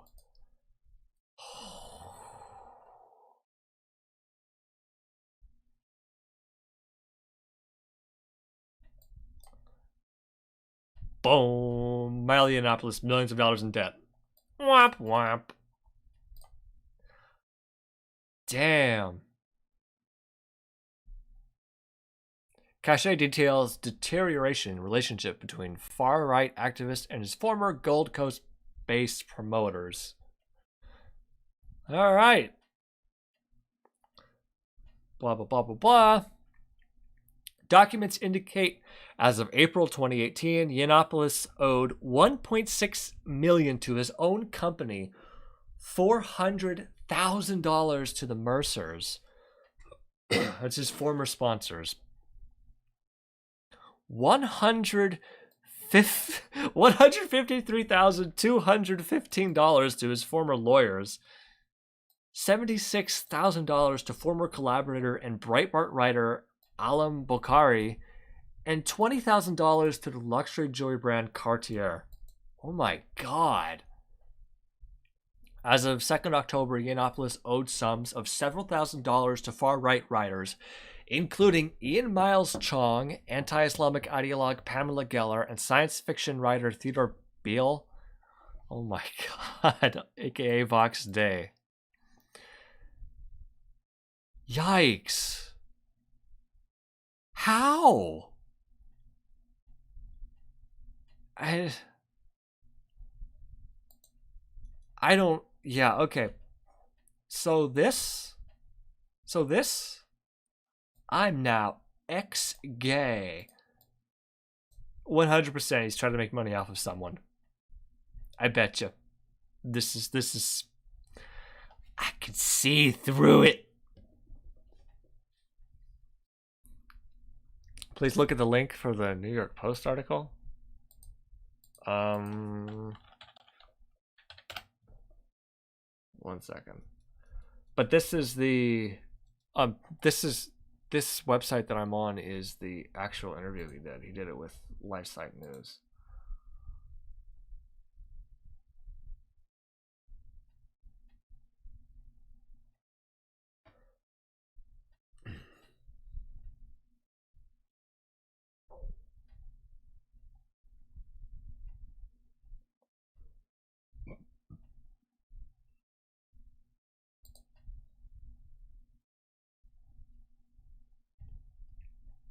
Okay.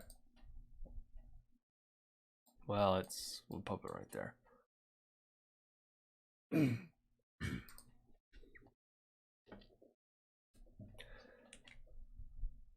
2 years ago, when church militiants Michael Voris famously challenged Yiannopoulos to live a chaste life, Yiannopoulos was not defensive. Instead, he acquiesced and humbly admitted his human weakness. I know everything you're saying, and I'm just not there yet, and I don't know if I'll get there, Yiannopoulos told Voros at the time. It seems that he has now arrived there. LifeSite. I imagine that to many who follow you, your recent decision to publicly identify as Milo, ex-gay, may seem like a 180-degree turn.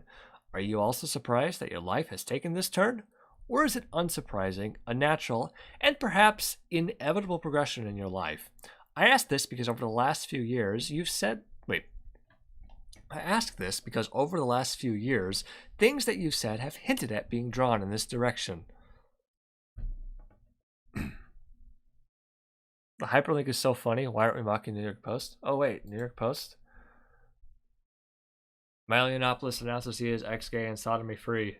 Why would they include that in the hyperlink? Because it's relevant. Because that's what he says. All right, let's... I hate the New York Post, though. And I'm going to the source. All right. I asked this because over the last few years, things said you changed into that direction. When I used to kid that I only became gay to torment my mother, I wasn't entirely joking. Of course, I was never wholly at home with the gay. I'm sorry, what? Of course, I was never wholly at home in the gay lifestyle. Who is? Who could be? And only leaned heavily into it in public because it drove liberals crazy to see a handsome, charismatic, intelligent gay man riotously celebrating conservative principles. That's not to say I didn't throw myself enthusiastically into degeneracy of all kinds in my private life. I suppose I felt that's all I deserved. I'd love to say it was all an act, and I've been straight this whole time, but even I don't have that kind of commitment to performance art. Talk about method acting. Oh boy. Was there any event or series of events that triggered your decision to become sodomy-free and to do so publicly? What the fuck? Hold on, let's read that again. Was there any event or series of events that triggered your decision to become sodomy-free and to do so publicly? Did God knock you off your horse as he did Saul, or did it come about some other way? Please explain. Oh boy.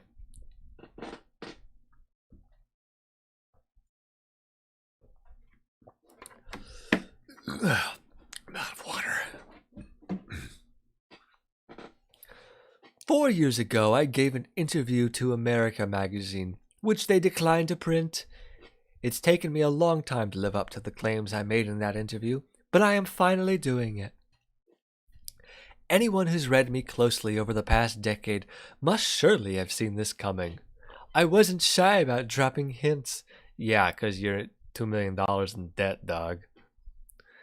In my New York Times best-selling book, Dangerous, I have heavily hinted I might be coming out as straight in the future, and in my recent Stream of Consciousness Telegram feed, I've been even more explicit, stomach-churningly so, if the comments under my X days without sodomy posts are anything to go by. What the fuck? This is such a scam. Max Cope Milo? Yeah.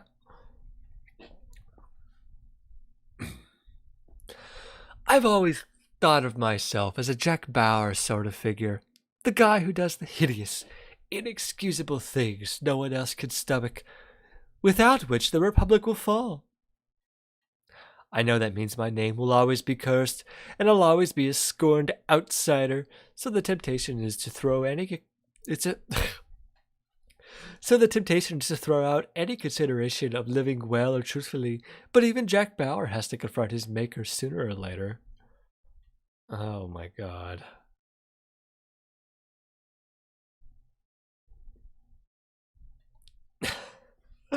Alright. Last summer you posted on Parler pictures of members of the Changed movement with the caption, "Look at these beautiful souls, rid of their demons and cured of their sinful urges. Can't you tell they've been saved? I can. Are you now able to add your picture to theirs with that same caption?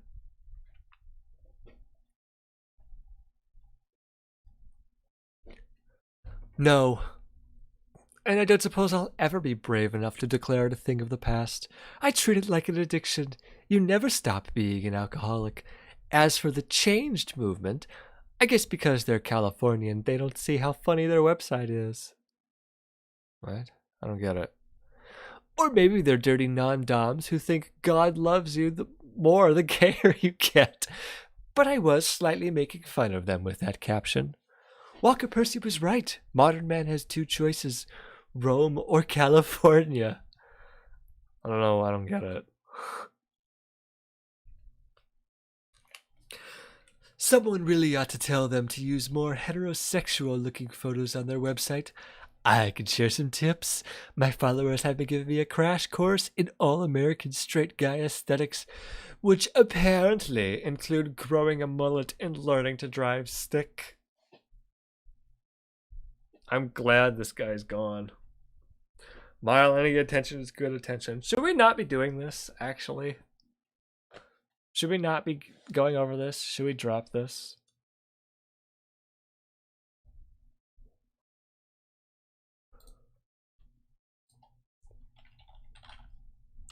I was gonna do a video here, but I'm recording, but I don't know. Maybe we should stop this. All right. Oh, let's see what he's saying on Twitter about it. Oh, that's right. He's suspended.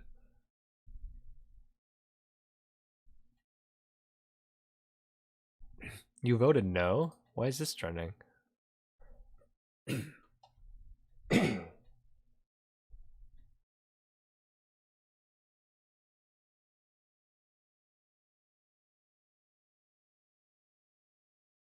Oh, Senator Roger Wicker. Republican, I think. Independent restaurant operators won 28.6 billion worth of targeted relief. Funding will ensure small businesses can survive the pandemic. You voted no. Oh my God.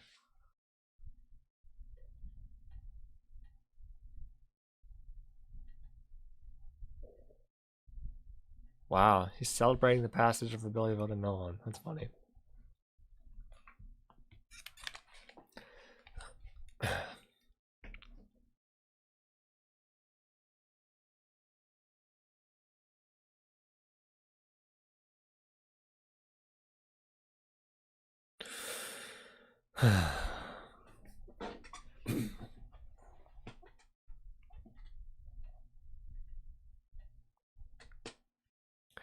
In what ways has this impacted your personal and social life? Well, the guy I live with has been demoted to housemate, which hasn't been easy for either of us.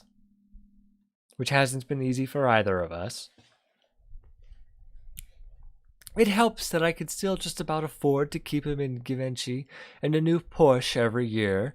Could be worse for him, I guess. You can't afford it. You can't afford shit. You're $2 million in debt. How do you... Can we be honest? How do you get to $2 million in debt? I can't fathom that.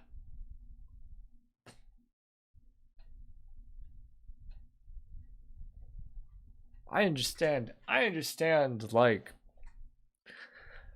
the median wealth of Americans is like negative because of debt.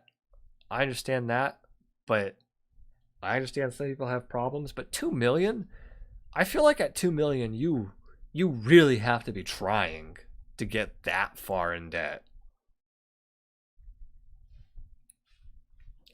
My own life has changed dramatically. Though it crept up on me while I wasn't paying attention. I'm someone who responds to micromanagement and accountability. So I've found counting days an effective bulwark against sin.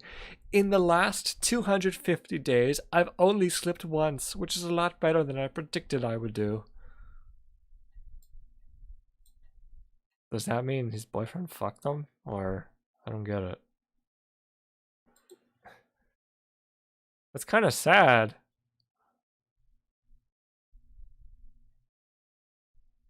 I'm like, I feel really sad hearing that. I don't feel good about any of this. If he's telling the truth, which I don't know if I believe.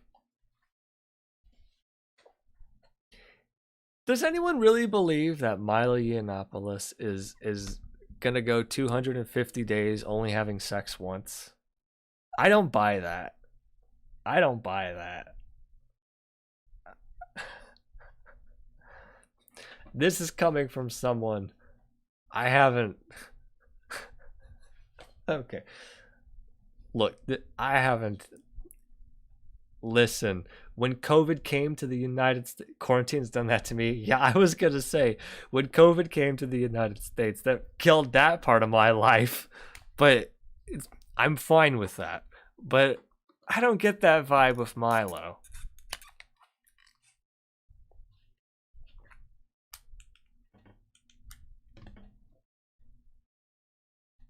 I haven't laid eyes on a beaver since COVID hit. Okay, well, I mean, that's a little different. I haven't. I haven't been there in the flesh. Is what I mean to say. Okay. Gosh, this is just the horniest chat on BreadTube.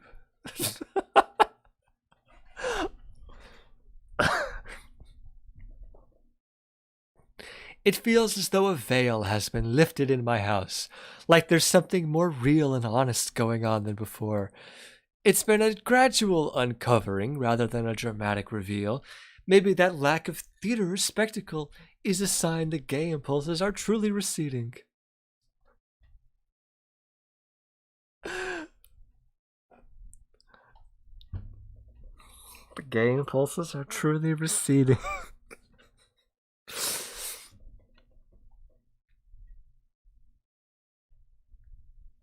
So has he gone from having gay impulses to being a monk?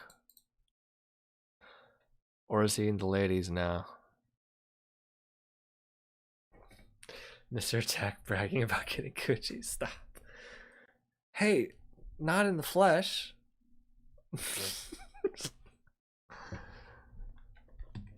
I've still got my phone. Okay. The best metaphor I know is that of a flower blooming, of nature's epiphany. Okay, you're trolling. You gotta be trolling. Because flowers blooming is part of plants reproducing. You fool. You absolute doorknob. Of nature's epiphany, an image I know of Carol Houselander was fond of. An image I know Carol Houselander was fond of. I think it was Houselander who said, "Whatever is loving in man and whatever is lovable in man is Christ in man."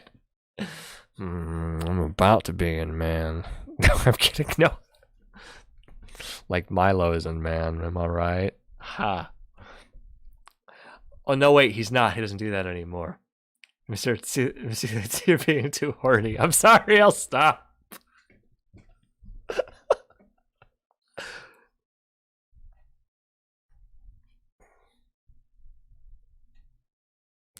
I'm just saying. The vaccines are rolling out, and people have been cooped up for over a year now. Okay? You know what happens? It's gonna be like D-Day. And the baby boomers. I'm not gonna get banned. This is fine.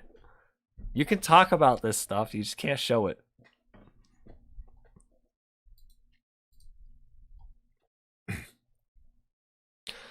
I'd take this to mean that the more love... No, wait. I'd take this to mean that the more love and the less lust in us, the more we cease to obscure Christ and instead reveal him in whose image we are made. This is bullshit. I don't believe Milo. I don't believe Milo. Oh my fucking god. Dick Day?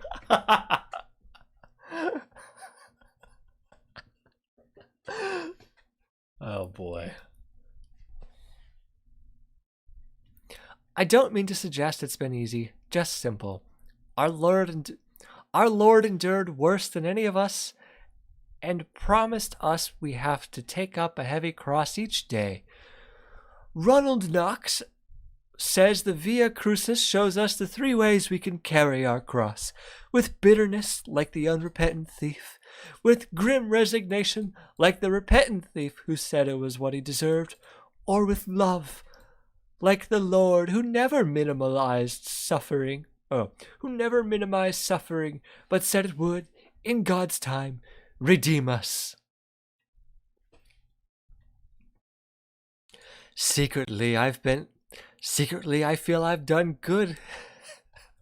Secretly, I feel I've done enough good in this life to excuse me from earthly penance for past sins. Oh boy. Like I said, the Nazis were evangelical Christians. Your readers will no doubt respond, rightly, that this statement demonstrates how far I have to go. The best advice I can give others in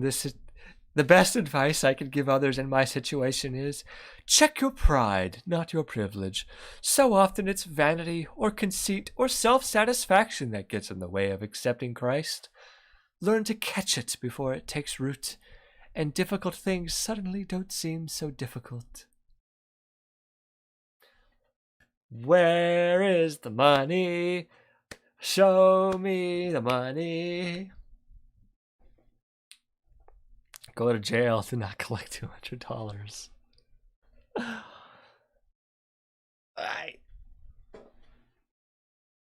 Can we stop? It's a lie for money and it's just cringe. We need to make this certain.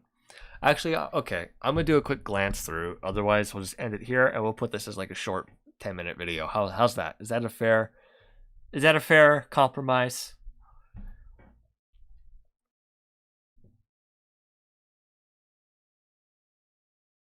Actually, I feel like I should read this one.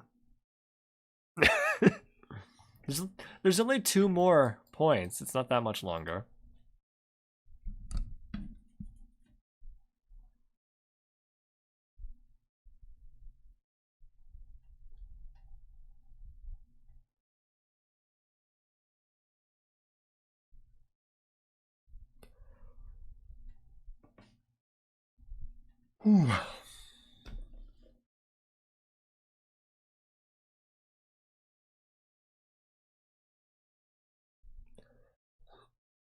Oh, actually, no, we should read this one.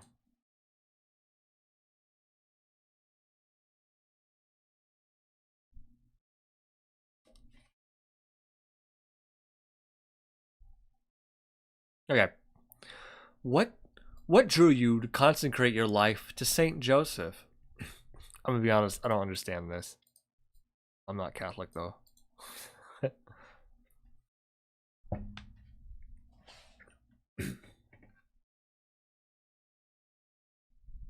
Blah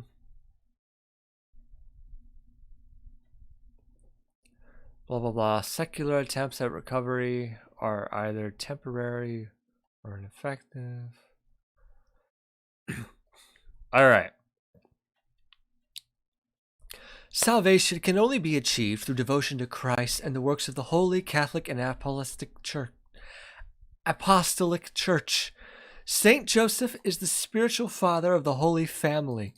In this time of gender madness, devoting myself to the male protector of the infant Jesus is an act of faith in God's holy patriarch and a rejection of the terror of transsexuals. Trannies are demonic. They are the Galli, the castrated priests of the Cybele, the Magna Mater, who Augustine saw dancing in the streets of Carthage dressed like women. Oh boy, Alright, well, skip to the end. Anything else you would like to add? One little thing here.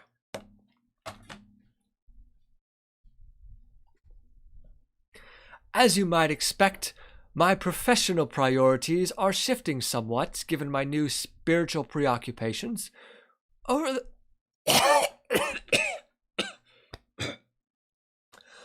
Over the next decade, I would like to help rehabilitate what the media calls conversion therapy. It does work, albeit not for everybody. As for my other aspirations and plans, well, no change. I've always considered abortion to be the preeminent moral horror of human history. I'll keep saying so more loudly than before. Okay, yeah. Scam alert. Conversion therapy, no. No. He himself even said he slipped up and and had sex. But conversion therapy works? No. You're not gonna rehabilitate this. There's a reason why it fucking sucks. Reason why everybody hates it. You're not gonna get it. This isn't gonna happen. Nobody's gonna take him seriously.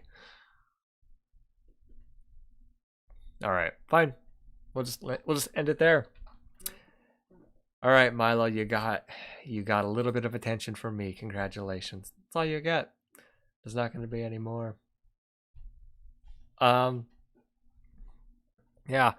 2017, Yiannopoulos forced to resign from far-right news website Breitbart, following a firestorm over his comments which appeared to condone pedophilia. So, bye-bye. It's a scam. Don't listen to him. He just wants to make money from you. That's why he went to the Catholic Church and not any of the other Protestant ones, because the Catholic Church is a much bigger money maker. Much more potential going on there. Catholic Church got a lot of money involved. Meanwhile, the Protestant churches are often smaller, not quite as big, don't really demand as much in tithing and money. I guess he could join the Mormons, but he's not going to do that, let's be honest. Okay, boom, we're done.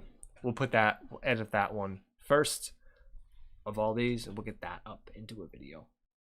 How's that? Is that fair? Cool, we're done. No more Milo.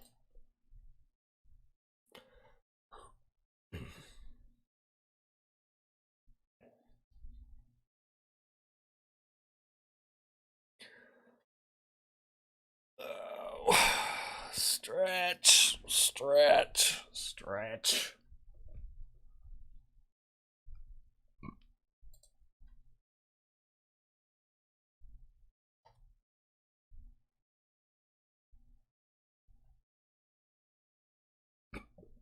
All right. I think we're done here. Yeah. Is there anything else I wanted to do on stream? I don't think so. Whoa. So I pulled up the stream. What happened here? A little unusual. Did I just get really boring really quick, or did my stream drop out? That's probably what happened.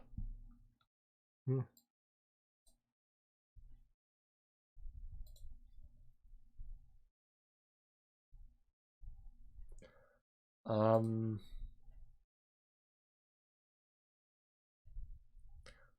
thinking of something, but I can't think of it.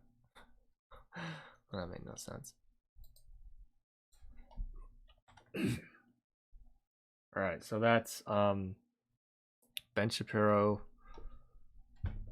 Internet's been poopy. Great. Okay, so that's Ben Shapiro, PragerU, Antifa, and Milo. Okay, that's 3.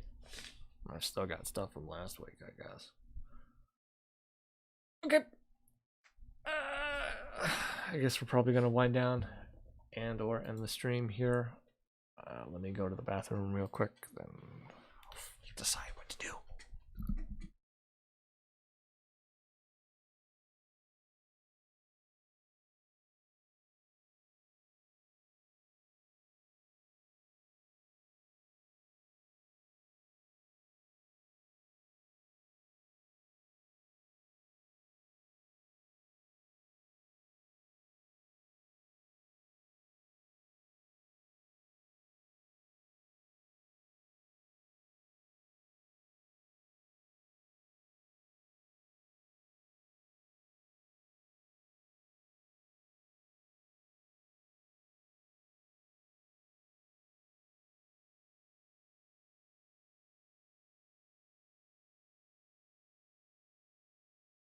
You may not realize it, but you are currently funding Venezuela. Laura Day donated $5 through Super Chat. For the ARC Fund. See you later, Gator.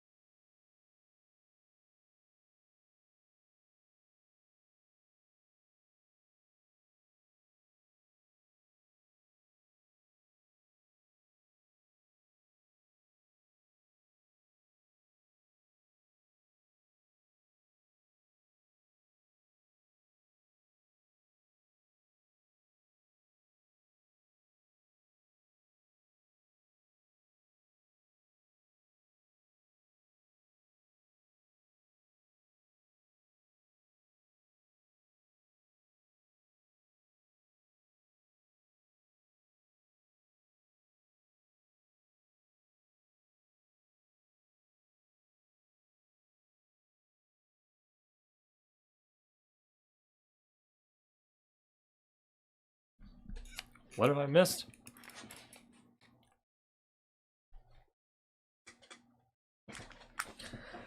Oh, someone gave me money for the ARC Fund. See you later, Gator. Let's play that again, because I was gone. My beloved Venezuela. Laura Day donated $5 through Super Chat. For the ARC Fund. See you later, Gator. Alright. See you later. For the ARC Fund. ARC! I don't even know what ARC is about. I looked at it and I'm like, there's dinosaurs. But Noah didn't let the dinosaurs on the Ark. Good night, Sudak Attack. Good night, Saurix. Just got here. Am I going to post the full stream? It didn't see the last ones. It's supposed to be there. Let me look. Sometimes they get like unlisted, but they don't make it into the playlist because I forget. or it just doesn't get put in for some reason. It's supposed to be automatic, but it doesn't always seem to work. Can't wait for your channel to get bigger so I can say I was a so I can be a hipster and say I was here first. I don't know how much bigger this is gonna get. I mean, it's not that I'm not gonna keep trying. Not that I'm not, you know, it's not like I'm gonna stop right now, but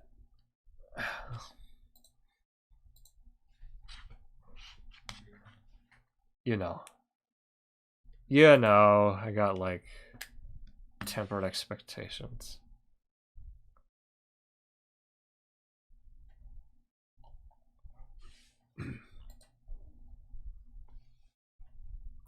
Do you know the name of the stream that wasn't? Do you know the stream that wasn't there? in the playlist. Some of them have been removed because of copyright and other stuff. Sometimes you can mute it, sometimes there's like just too much going on, so I just like don't bother. Conservatives are dumb. Hold on, let me put it on this screen. Honestly, I don't remember. That's fine.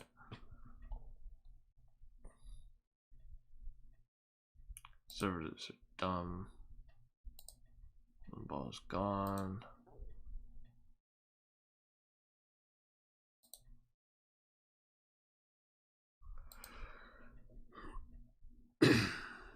Well, looks like they're there.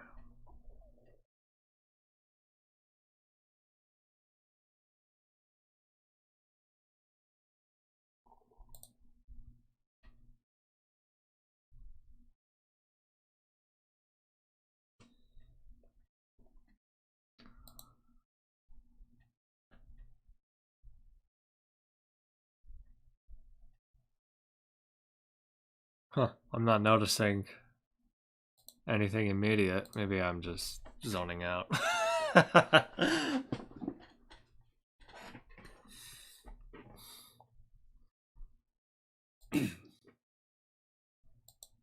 All right, we'll take a look later, I guess. If I really need to.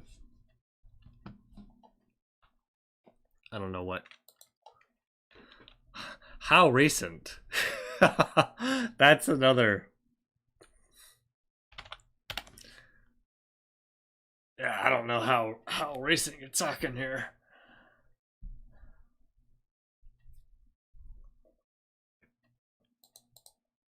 Let me check something else here real quick. Okay, cool. So is there anything else I need to say here? Any final memes I need to cover? Or should I just do something else? Oh. Well, I still feel kind of okay. I just don't want to talk too much longer. Well, I guess I could. Well, you know what we could do? How would y'all feel about some Halo or something? Yeah, all 8 of you.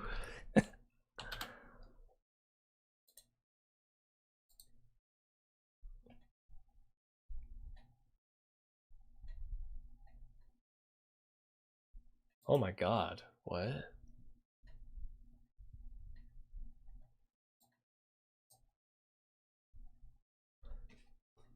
Graham Lineham's wife left him because he wouldn't stop screaming about trans people. Graham Linehan just admitted to the House of Lords that his fight against trans people's rights placed his marriage under such a strain that my wife and I finally agreed to separate. Amazing. What a nice looking fellow.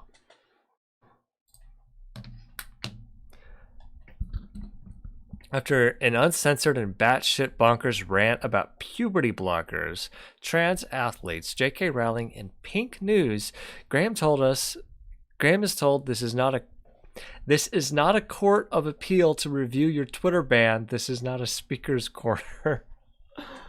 Oh boy. Was he sitting next to a wormhole or something? No, that's just his face. Oh boy. Why is it cool to make fun of people's genetics when they aren't progressive enough? No, this is not a genetics thing. This is a... Okay, this is a fair point, but I think he's just... I think this is just what hate does to you. It makes you look ugly. It messes you up inside.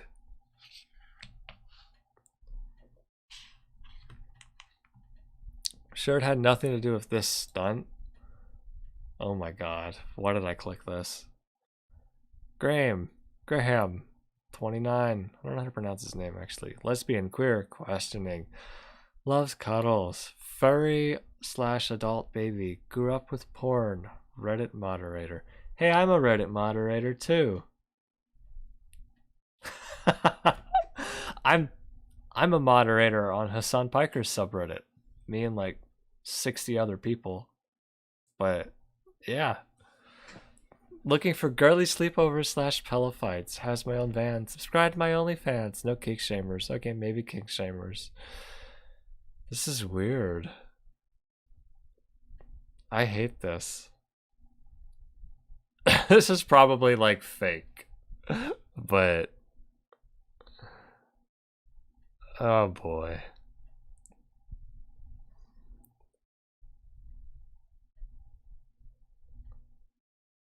Yeah, okay. Cat ears are lit from the wrong side. Yeah, this comment's right. They are. They're lit from like the top.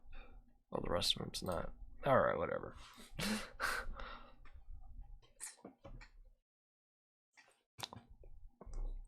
Freedom Tunes. I still gotta edit Freedom Tunes video too from last week. Halo, I thought you weren't religious.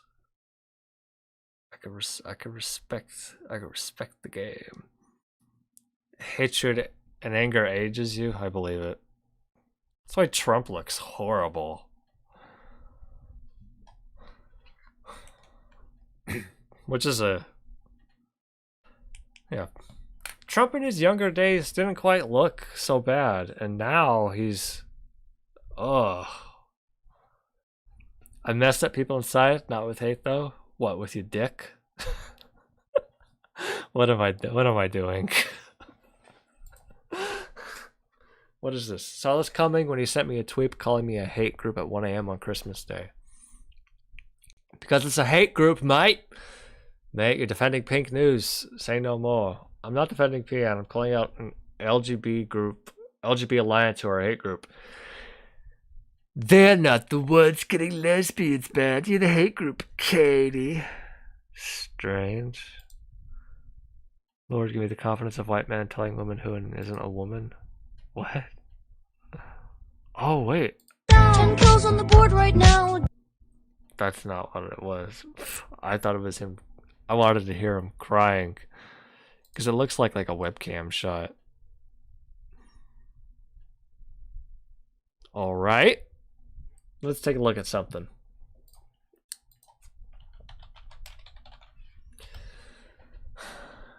Graham Linehan.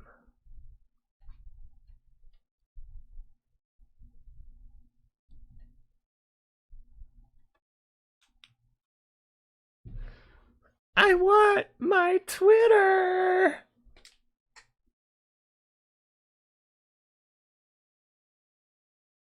Pink News. Ugh, I hate this website.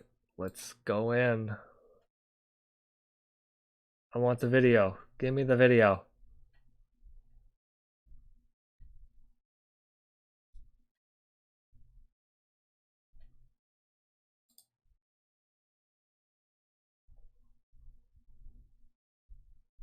I don't see it.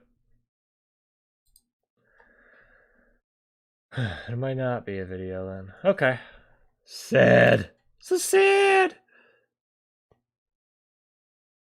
Going to the mall. Alright, good night. See you, sour eggs. Demonetized. No, it's limited ads.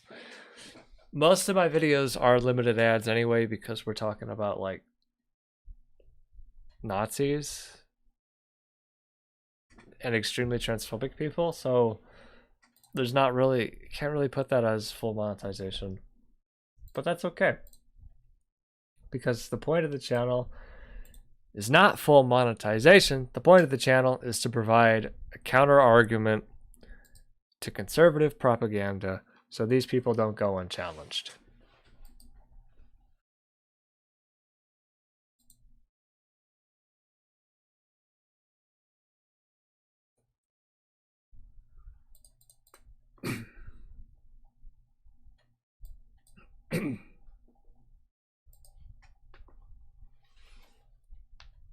Hang out at the Galleria.